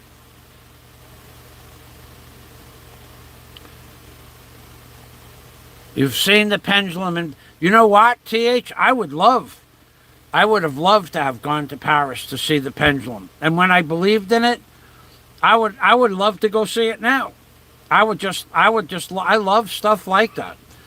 I think that is so cool that those people had the knowledge and the foresight and the ability to build things like that. I mean, a lot of technical work went into that, even though it's a lie. They believed it. I believe that they believed it at the time it was built. The thing is very, very old, if I remember correctly. Well, I would like to see that myself. I'm never going to get to go see it. We're having a discussion as adults, yes. But at some point, see, you might be a woke person where you have to break things to you and take days to explain something to you that can be explained to you in 30 seconds. See, I went to a school where you sat in the classroom and the teachers spoke. You did not question the teachers. That's what kind of school I went to, Aviation High School. All my teachers were military personnel and ex-military personnel. And all of them, most of them were pilots or jet mechanics. So we didn't have an option to argue with them. We believed them. Now, who told me that the Earth was flat? Everybody in my school, in Aviation High School. They taught us about gyroscopes. Gyroscopes keep the plane at a flight level altitude. They don't follow the curvature of the Earth. So I have experience with pilots teaching me about gyroscopes. You don't. So when I say you know nothing, I have a license that if TH went out to apply for the licenses that I have, airframe and power plant jet mechanics license, TH would have to take 2 years minimum of his life gone to apply for the licenses, and about $200,000. Do you have those licenses? No, you don't. Am I a doctor? No. So I can't talk to you about doctor stuff, but I can talk to you about flight stuff. And you don't have that knowledge. So I can tell you, you know nothing based on what licenses you have. Good night.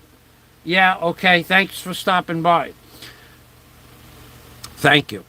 You're welcome to post whatever you like. If it's in a book and it's on YouTube, or it's a theory that's been proven wrong or can be proven wrong, you're welcome to post whatever you want. Thanks for saying good night, though.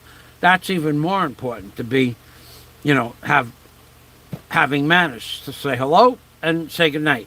Thanks, yeah, okay. So let's go back to Jerry.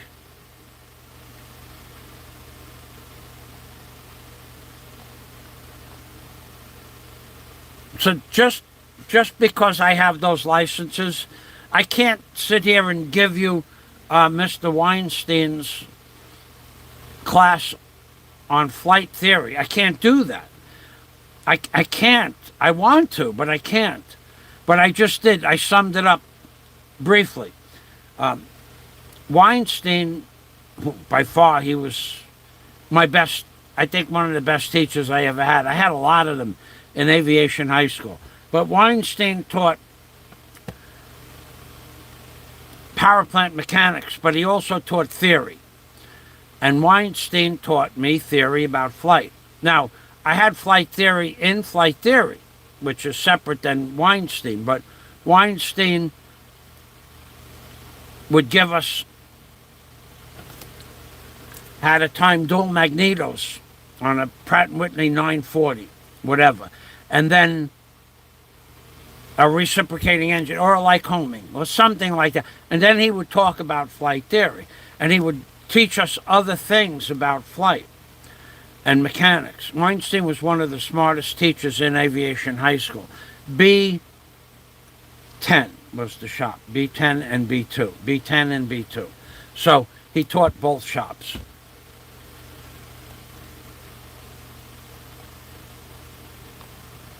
Okay, so TH. $5 for a tank of air and possibly a dive ticket. So Philippines and beyond, if you're still here and you're a diver, or you're here and you want to know about diving, I haven't dove in a couple of years, and I don't know that I'll ever get back into any kind of deep water. But Philippines and beyond is an avid diver now. And I don't know where he lives because I don't pay attention to those details. But he can tell you the prices, the current prices of diving where he is. Okay, well, yeah, I just talked about the Viz an hour ago. Look at the Viz here. Look at what we got here.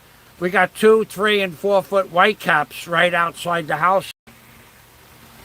And no Viz inside the reef because it's all disturbed. So and we've had wind, rain, up to 70 miles per hour gusts from December 21st until last night.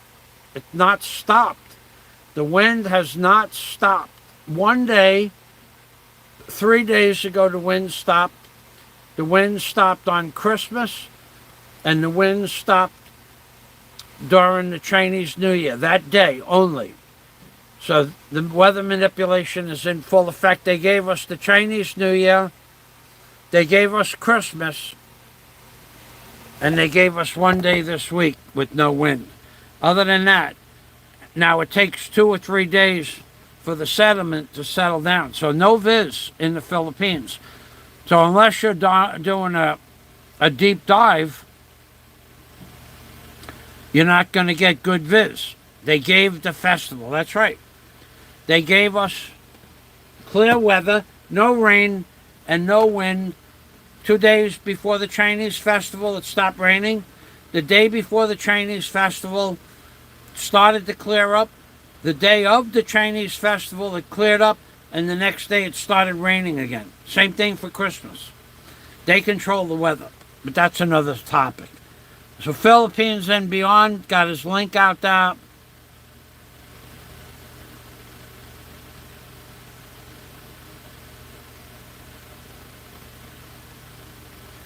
Bill says he thinks the Shula tuning may cover the inertia. Okay. Yeah. Okay.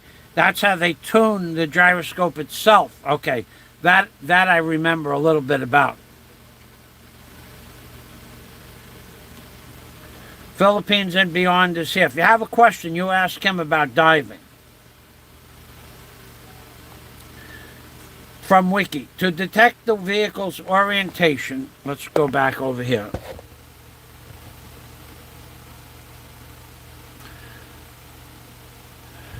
To detect the vehicle's orientation, the system contains an inertial platform mounted on gimbals with gyroscopes that detect motion.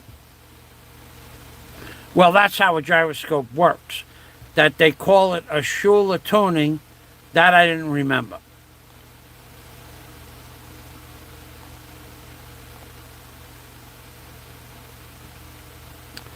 Okay, so that gyroscope, yes, that's what I was talking about. The gyroscope can be connected.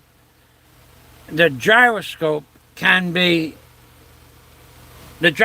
maintains whatever angle it was set at. Doesn't change, can't change. It's a gyroscope. But you can use the gyroscope for orientation as to where it's going to go. You can use the altimeter in conjunction with the gyroscope to make sure that you're above the Earth. You can use the gyroscope, but a gyroscope does not change direction. It changes direction by using another apparatus around it. Not the gyroscope itself never changes the attitude that it was set in motion of. So if you have a gyroscope spinning and you take the box the gyroscope is in and you point it up and you let it go, it's going to go back to where it was. Why? No one knows. And that's something that when you study gyroscopes, they will tell you they don't know why the gyroscope goes back to its original heading. They will tell you this right up front in the video or in the book. A gyroscope will seek its own original attitude, but they don't know why. If you spin it, it doesn't matter that it does it. They don't know why it does it. It has nothing to do with gravity, and it has nothing to do with magnetism. They simply don't know how a gyroscope works. They just know it works. That was interesting.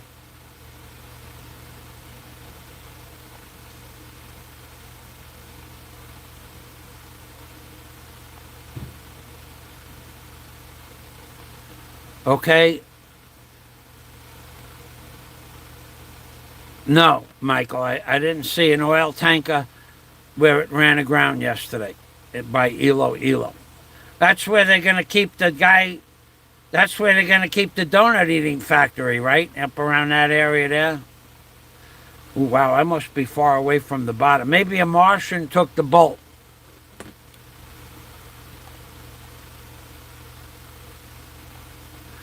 Yeah, okay, says, yeah, okay, read about the Shula tuning and agrees. Thank you. Yeah, because there's a lot of things that I learned. I don't remember every name of everything. I just know the theory behind a lot of this stuff. What am I looking at here? What am I possibly looking at here? I'm looking at something that happened an hour ago on the screen. 20 minutes ago. I'm back in the... Okay, I'm back in the... Okay.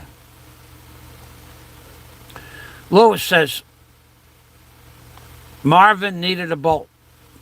Lewis says, okay, since we are all in directions in the world, since we are in all directions in the worlds of the great Confucius, it's only when a mosquito lands on your testicles that you realize there's always a way to solve problems without violence.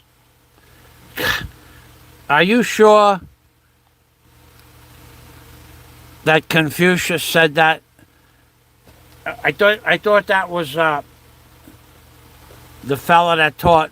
Well, you know what? It could have been Confucius, the guy who taught the guy who hung himself. What is that guy's name? The guy Cain, David Carradine. Boy, that guy. That's sick. He had everything in the world to live for, but he wanted to. He did that stuff. David Carradine did that stuff where he liked self-asphyxiation. It's crazy stuff.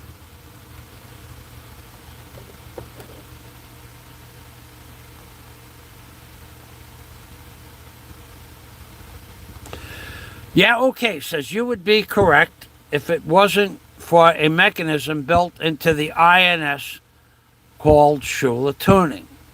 Okay, can you give us the link for that? Or you left? Okay. Okay, Shula tuning is a modification to the electronic control system. Shula tuning is a modification to the electronic control system used in an inertial navigation system that accounts for the curvature of the Earth. Okay, I can live with that, except there is no curvature of the Earth. So I don't know how that's going to fit in. I believe they put it in the manual. I believe they wrote it.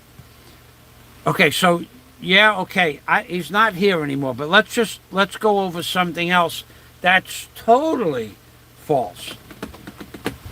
And the British Navy and the United States Navy has proven another concept that goes along with this INS inertial system. Coriolis effect is that the Earth is moving from east to west at 1,038 miles per hour. So what the Navy did, the British Navy did, they put a boat out on an anchor. Doesn't have to be a boat. It could be a cannon on land. And they put an exact amount of gunpowder in the cannon. Like maybe they put 1,000 grams of gunpowder in the cannon. And every cannonball weighed 1,000 grams. And they shot the cannonball to the west, that way. That's west. Okay. And the cannonball went 1,000 feet. Now, if they shoot it east, and the Earth is moving 1,000 miles an hour this way, then the cannonball is not going to go 1,000 feet. It's going to go less than 1,000 feet. But it went 1,000 feet. Because the Earth isn't moving. Neither is this inertial guidance system in the ISS. It's just a theory. It's something they wrote into the manual to make you believe that the ISS is rotating around a spinning ball. That's my opinion. Maybe one day they'll prove us wrong and the Earth is round, maybe, but so far they haven't done that. So now, the Coriolis effect, you shot it west, it went 1,000 feet, east, it went 1,000 feet, north, it went 1,000 feet, south, it went 1,000 feet. It goes 1,000 feet, whatever direction you point it in, every time. Therefore, the Coriolis effect is a false theory. Now, what else also proves that there is no Coriolis effect and the Earth doesn't rotate is Felix Baumgarten. Now, I'll tell you something, and you guys can argue the point if you want, but Felix Baumgarten, how many of you believe he's the person that went up highest in the balloon and parachuted from the highest point in all of history and all of time? Probably everybody in the chat is going to raise their hand saying that Felix Baumgarten parachuted from the highest point ever in this world possible. And I'll tell you that you're wrong. And I can prove it to you, but I'm not going to prove it to you. I'll let you guys go look for it.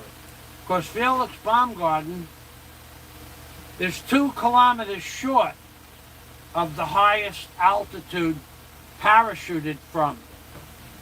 His was 39 kilometers, and the world record is 41 kilometers, done by a different person, not inside a gondola type cage.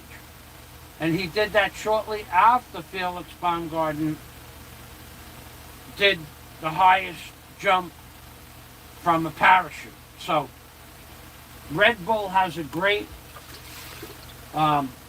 advertising campaign to make Felix Baumgarten the highest parachutist ever, and actually on that day, at that time, it was true. But it's no longer true, and you don't see that the world record was broken.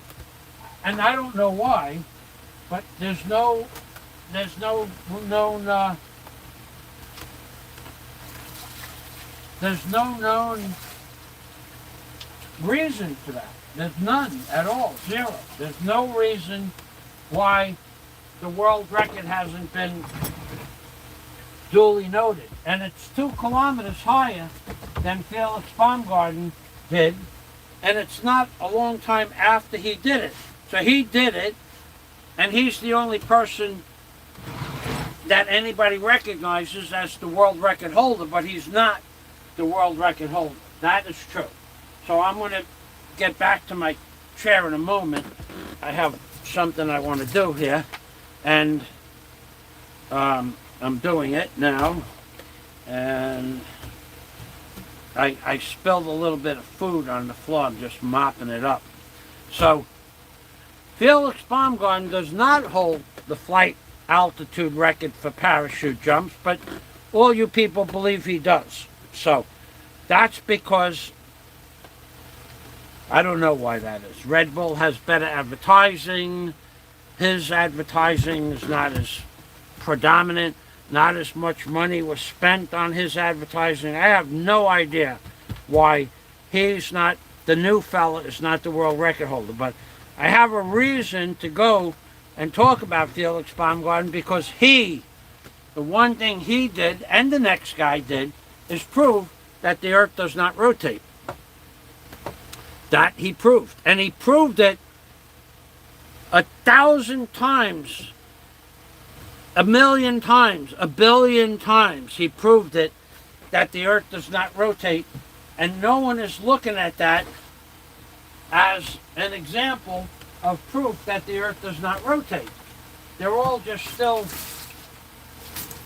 believing that the Earth rotates. So I got that mopped up. I believe it's all mopped up. What I'm going to do, 1 minute. If you don't mop it up right away, the little ants, the Philippines is notorious for these tiny little ants. You can't even see them. They're less than 1/8 of an inch big, some of them, and they bite. So if you spill even one little crumb of food on the floor, they'll find it. And on a, let's say you spilled something the size of a dime on the floor, you might get 1,000 ants come and retrieve it. Or if you knock a bumblebee down onto the floor, there might be 1,000 little ants come and cut it up and take it to their nest. So let's go back to my face here. So Felix Baumgarten, who is not the world record holder for the highest altitude jump, he's not, and he hasn't been since shortly after he did that jump. But you don't know about that. But that's okay that you don't know about that. Another fella is, he went up 2 kilometers more than Felix Baumgarten. But Felix Baumgarten's journey into space doesn't take away from that at all. Proves the Earth does not spin. Because if Felix Baumgarten went up 39 kilometers, and he did, and the parachute ascended to 39 kilometers, and it took 2.5 hours to get up to that altitude that he went to. And then he was up there for a few minutes, and then he jumped. If the Earth was spinning at 1,038 miles an hour from east to west, his landing, here's the parachute right here. Here's the parachute, and here's Felix. He drops down to Earth. His landing would have been 2,500 miles west of where he landed, where the parachute dropped him from, because it took 2.5 hours for the parachute to go up, and therefore he was moving at 1,000 miles an hour from east to west. So he should have landed 2,500 miles to the west of where he went up from. But he didn't. He landed a 1/2 mile to the east. That's true. So the Earth is not spinning, and that experiment proves it. Otherwise, the Earth would have rotated 2.5 hours at 1,000 miles an hour, or 2,500 miles. The Earth would have rotated, but it didn't. It didn't even go in the same direction. It went against the rotation. So the Earth is not a spinning ball. You can believe what you want, but you can't prove the Earth moves. You might one day prove it's round, but you're not going to prove that it moves. If it moved, if it spun around, the oceans would shift every time, constantly shift, not in rhythmic up and down tides, but shift. And they would fall onto land, and there would be no land. It would be a watery mess, a giant puddle.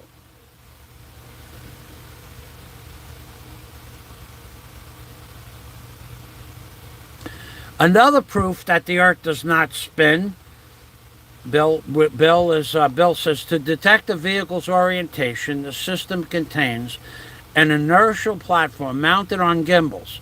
The gyroscopes detect that motion. Okay, so it's what I said. You have to connect the gyroscope to another system to know what attitude, and not only what attitude, but your as well. Your attitude, your end attitude. Those are forward movement and pitch. So those other instruments would control the yaw, attitude, and the pitch. Another proof that the Earth is not rotating is that in World War II, they had bombardiers. And I saw the instruments that they used. I actually had one in a box where I worked. And it was a sight, like it was like a telescope.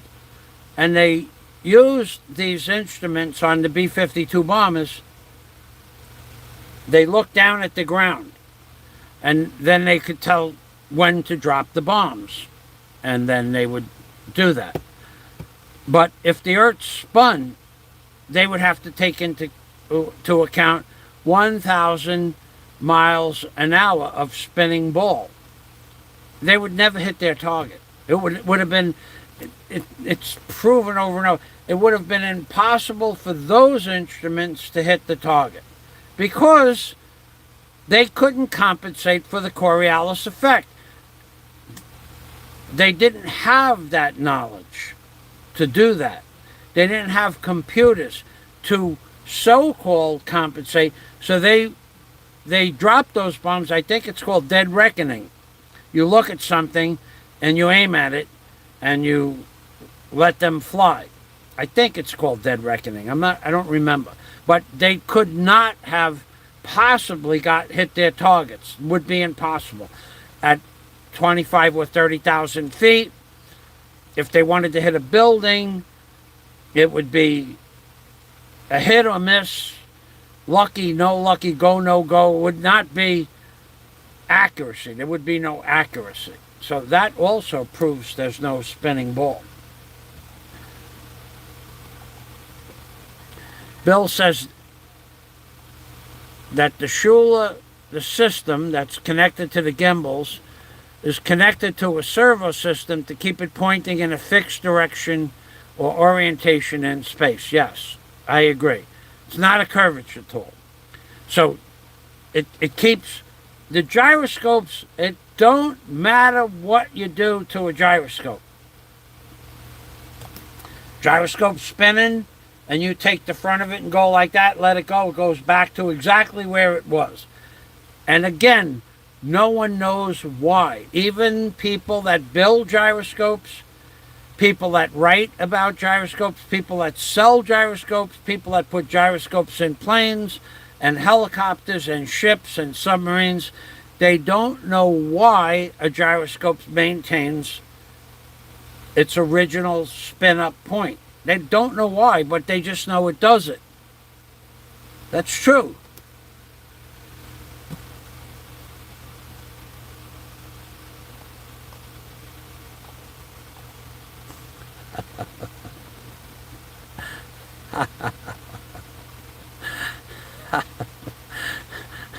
Bush's wife. Okay. That's Bush's wife, says Philippines and beyond.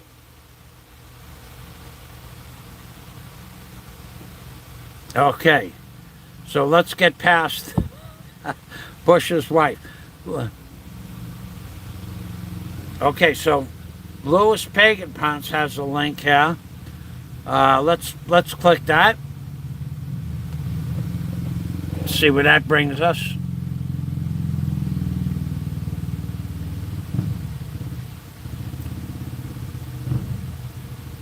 Yeah. This is going to bring you to the flight manual. So this is the NASA 1207. That's right. This is the NASA reference publication 121207. Imagine. Here, let's see how many pilots are out there. What would happen? Let's see how many pilots are out there. I'm coming in for a landing, and I said, this is Cherokee Warrior 1207. Bravo. 1207 Charlie. I'm coming in for a landing, and this is 1207 Charlie. Is runway 1 clear? Tell me what I would hear. Tell me what I would hear. I'll tell you what you would hear. So, you people that think that you know a little bit about flight, tell me what I would hear the tower say to me if it was a proper FAA tower. Tell me what I would hear. So let's go back over here. You guys, you think you know about flight. Okay, so 1988. All right, so this is the real NASA 1207 flight manual. And here we go. Vectors, matrix, subscripts, definition, rotation and acceleration, page 11. Earth relative velocity. Let's go to page 16. Let's go to page 16. Nonlinear observation. I think that's the page. Let's just go here.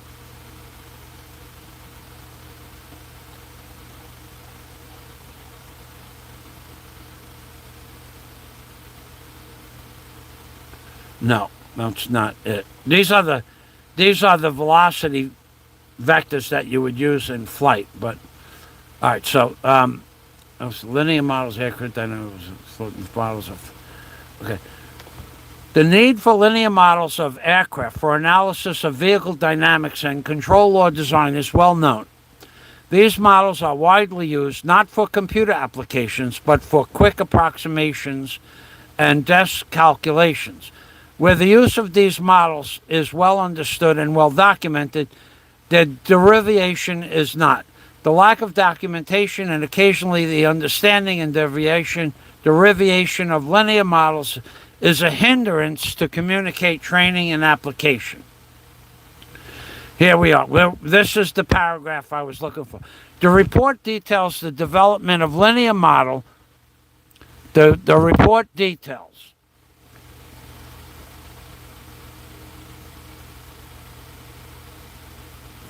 The report details the development of the linear model of a rigid aircraft. That's an airplane. Of constant mass. So an airplane that has an airplane and an engine, it's not a balloon, it's not a blimp. So the report details the development of a linear model of a rigid aircraft, constant mass, flying over a flat, non-rotating Earth, right here. Flat, non-rotating Earth. Flat, non-rotating Earth. This model consists of a state equation and an observation or measurement equation. So this is the flight manual that NASA hands out to pilots.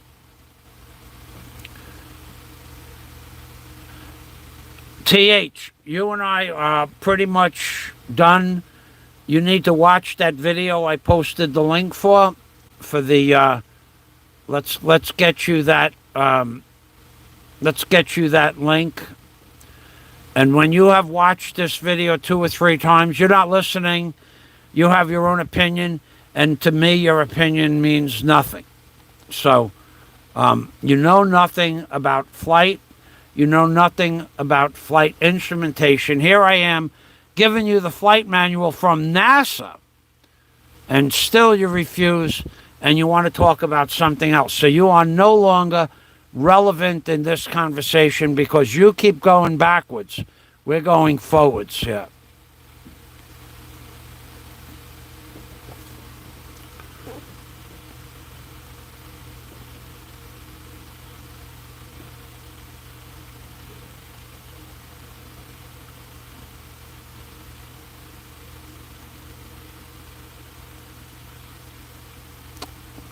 Okay, you got TH, you need to watch this documentary 2 or 3 times and do the experiments and follow through with the experiments, and then you come back and tell us what you think about the experiments. But you and I, our conversation is over because you want to go backwards, and I just explained to you that everything that you want, watch a ship sail, you are so far behind in the concept of what is called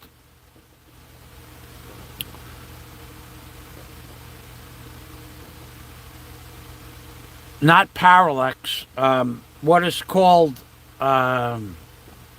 perspective. Perspective. You have no understanding of what you're talking about, TH. Nothing. Zero. Not even a little bit. Nothing. You are so far behind on this flat earth stuff. What you have to say is irrelevant.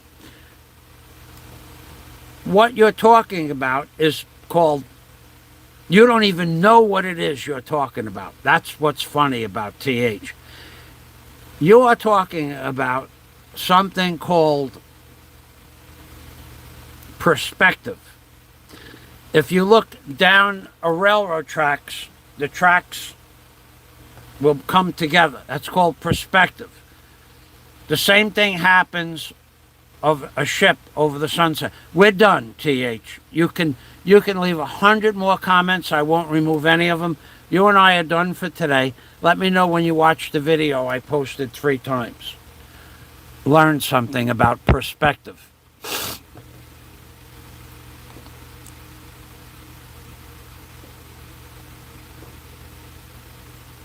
Okay, yeah, okay, said good night. Thank you for saying good night. Louis Pagan said his daughter told him this one last night. All right, let's turn that around. Time for a little humor. My daughter told me this one last night. A guy is sitting at home when he hears a knock at the door. He opens the door and sees a snail on the porch. He picks up the snail and throws it as far as he can. A year later, there's a knock at the door.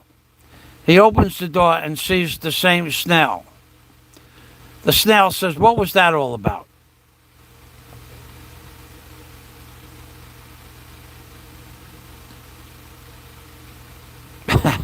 So it took him a year to figure it out. I think that's the moral of the story.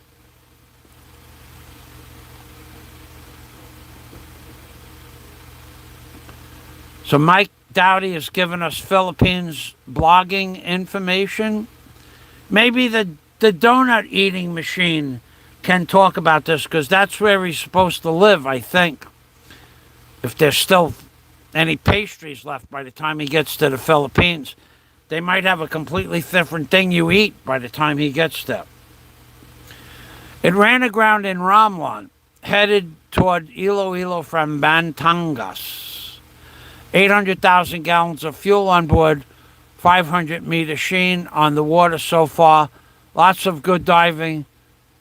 The blue hole, that's right, the blue hole is up around that way.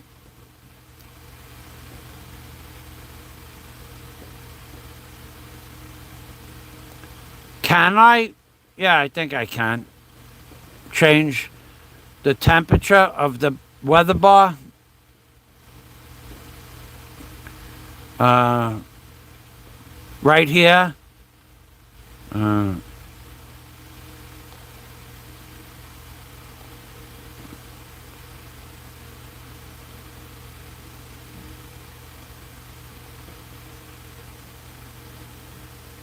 huh.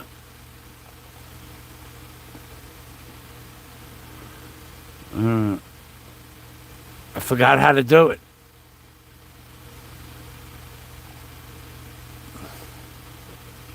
There has to be a way.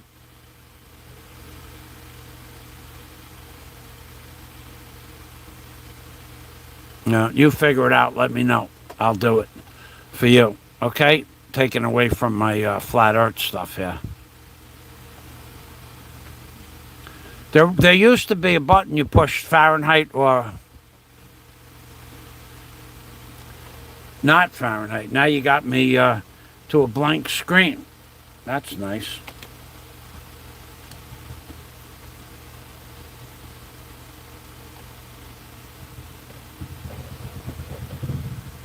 Okay.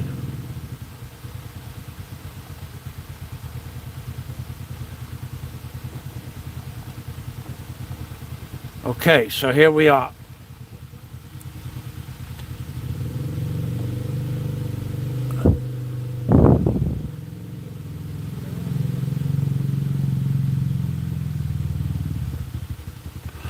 So there's an oil spill up by Iloilo.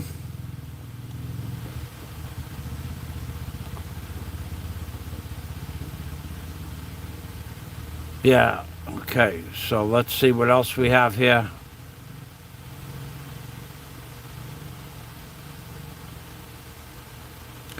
Mike Dowdy says he would be interested if it was 800 pounds of donut glaze at sea. Yeah, that's about, he's pretty much one of the most useful people on YouTube when it comes to having no use. Those 3 vertical dots, okay? Opens the setting. Okay, let's take a look. Come on, open it up. Come on. Now it won't even open up. Not that I care. 3 vertical. Ah, here we go. Thank you. It's Fahrenheit. Thank you very much. So changing it to Fahrenheit. 88 degrees Fahrenheit. Thanks. I did that once before. I don't really care because I know that 31 degrees is hot. Thanks for explaining that to me, how to change that. A lot of stuff on the computer, I have no idea how to do this, a lot of this stuff. None at all. I mean, like I don't even know how to leave the comments on the video after I make a live stream. I asked a couple of people, maybe you know. You're welcome. Hamster, you're welcome. I asked a few people, how do I leave, if I want to leave the comments on the live stream, right? And after I refresh the page on the live stream, when the live stream plays again, the comments, they're not deleted, but I can't find a way to keep them on. I want to keep the comments on because people like reading the comments. And I don't leave anything negative in the comments. I haven't had to delete anything today, but I mean, I don't know how to do it. And I looked and I looked and I looked and I looked and I looked. And it's probably a button. And I just don't know where the button is. Okay, so it's 88 degrees. All right, so let me give you, TH, let me give you that video again. Because TH, you need to understand that all of your questions, TH, all of them, all of your questions from people that believe in the flat earth. Now, TH, let me just explain. See, now you're going back to the Coriolis effect. All right, so I don't know. Now, okay, so now you're trolling me. You're about Adios. I'm going to make believe you don't exist at all. I won't block you because you may have left to go to the bathroom, but I covered the Coriolis effect 10 minutes ago. TH no longer exists on this live stream, but you're welcome to post whatever you want. Because I'm about to end the live stream anyway. So let's make sure.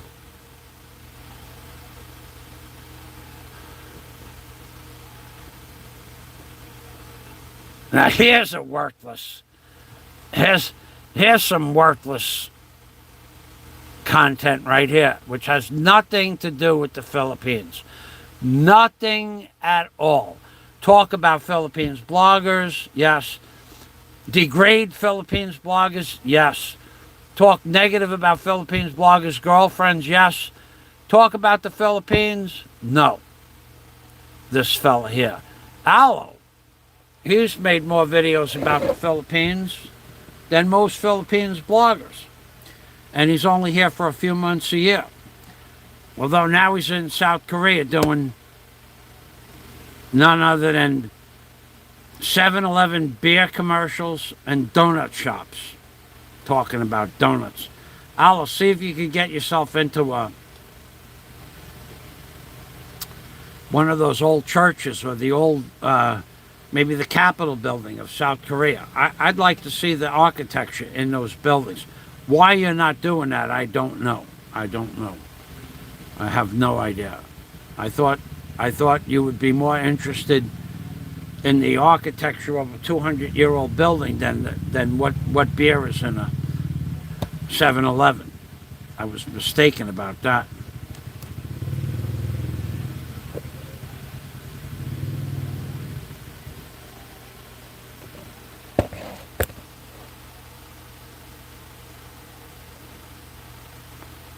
Okay. So I'm going to say thanks for stopping by. For you people out there that do get my videos, I'm off. I'm off for a little while to go. I have a major project to do. It should take about 2 hours, 2.5 hours. I don't work like 10 hours a day or anything like that. I just do what I feel like doing that day. No big hurry. And as you can see, I take my time. I do it right the first time in the videos I've sent out. So thank you for stopping by. And thanks for the comments. TH, you need to get an education. Go watch those videos.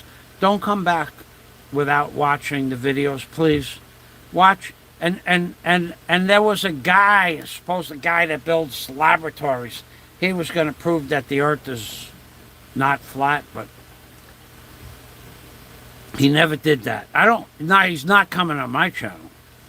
And he certainly wouldn't do it on the Donut Eating Factory channel. Because he can't prove that the Earth is round or spinning. Or that there's a Coriolis effect according to TH. He can prove none of that. And he's supposed to be so smart. See, the problem with you people are, you don't understand that the people saying that the Earth is round and it's a spinning ball and it's a globe and that it's rotating at 1,038 miles an hour and then it's spinning around the sun at 66,000 miles an hour and the sun is rotating through the universe at 666,000 miles per hour. The problem with you people that listen to people that say that is you don't understand they're all Masons. They're all part of what we call the New World Order. All of them. They're all part and parcel. A pilot will never, ever, ever, ever, ever tell you that the Earth is flat because they'll lose their job. But they know it's flat. So the guy who said he was going to prove that the Earth is round never did that because he can't. But he said he was gonna. Another false promise. I build nuclear laboratories. I build medical centers. I'm the smartest man on YouTube, which probably is true when it comes to building nuclear laboratories and medical, high-end medical facilities. But he has no common sense and he's never going to, for all of his knowledge, he can't do the simple equations that the Earth is not a spinning ball, because he's part of the club that George Carlin said, it's a big club and you ain't in it. I'm not in it. Most of my friends are not in it.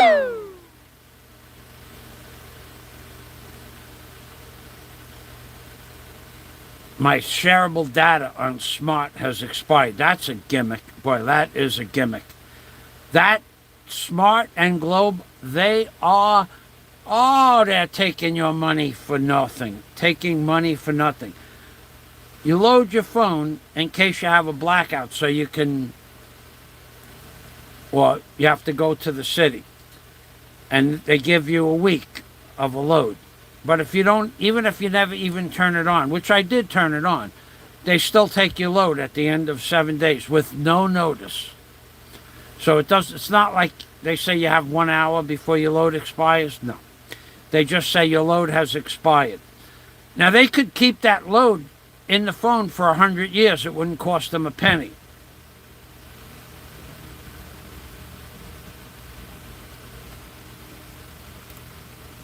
So we're going to say goodbye. Bye-bye.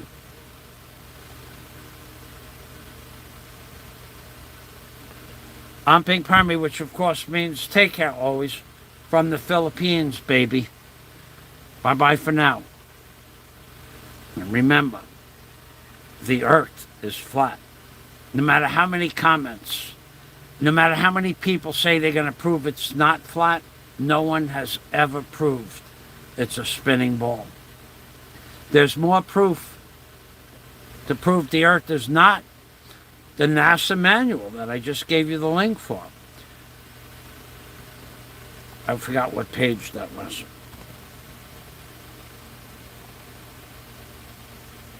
Right there. This is the NASA flight manual. Paragraph 2. All right. What page is this? It's page 1. Page 1, introduction, second paragraph. This report details the development of a linear model of a rigid aircraft. That means not a blimp, not a balloon.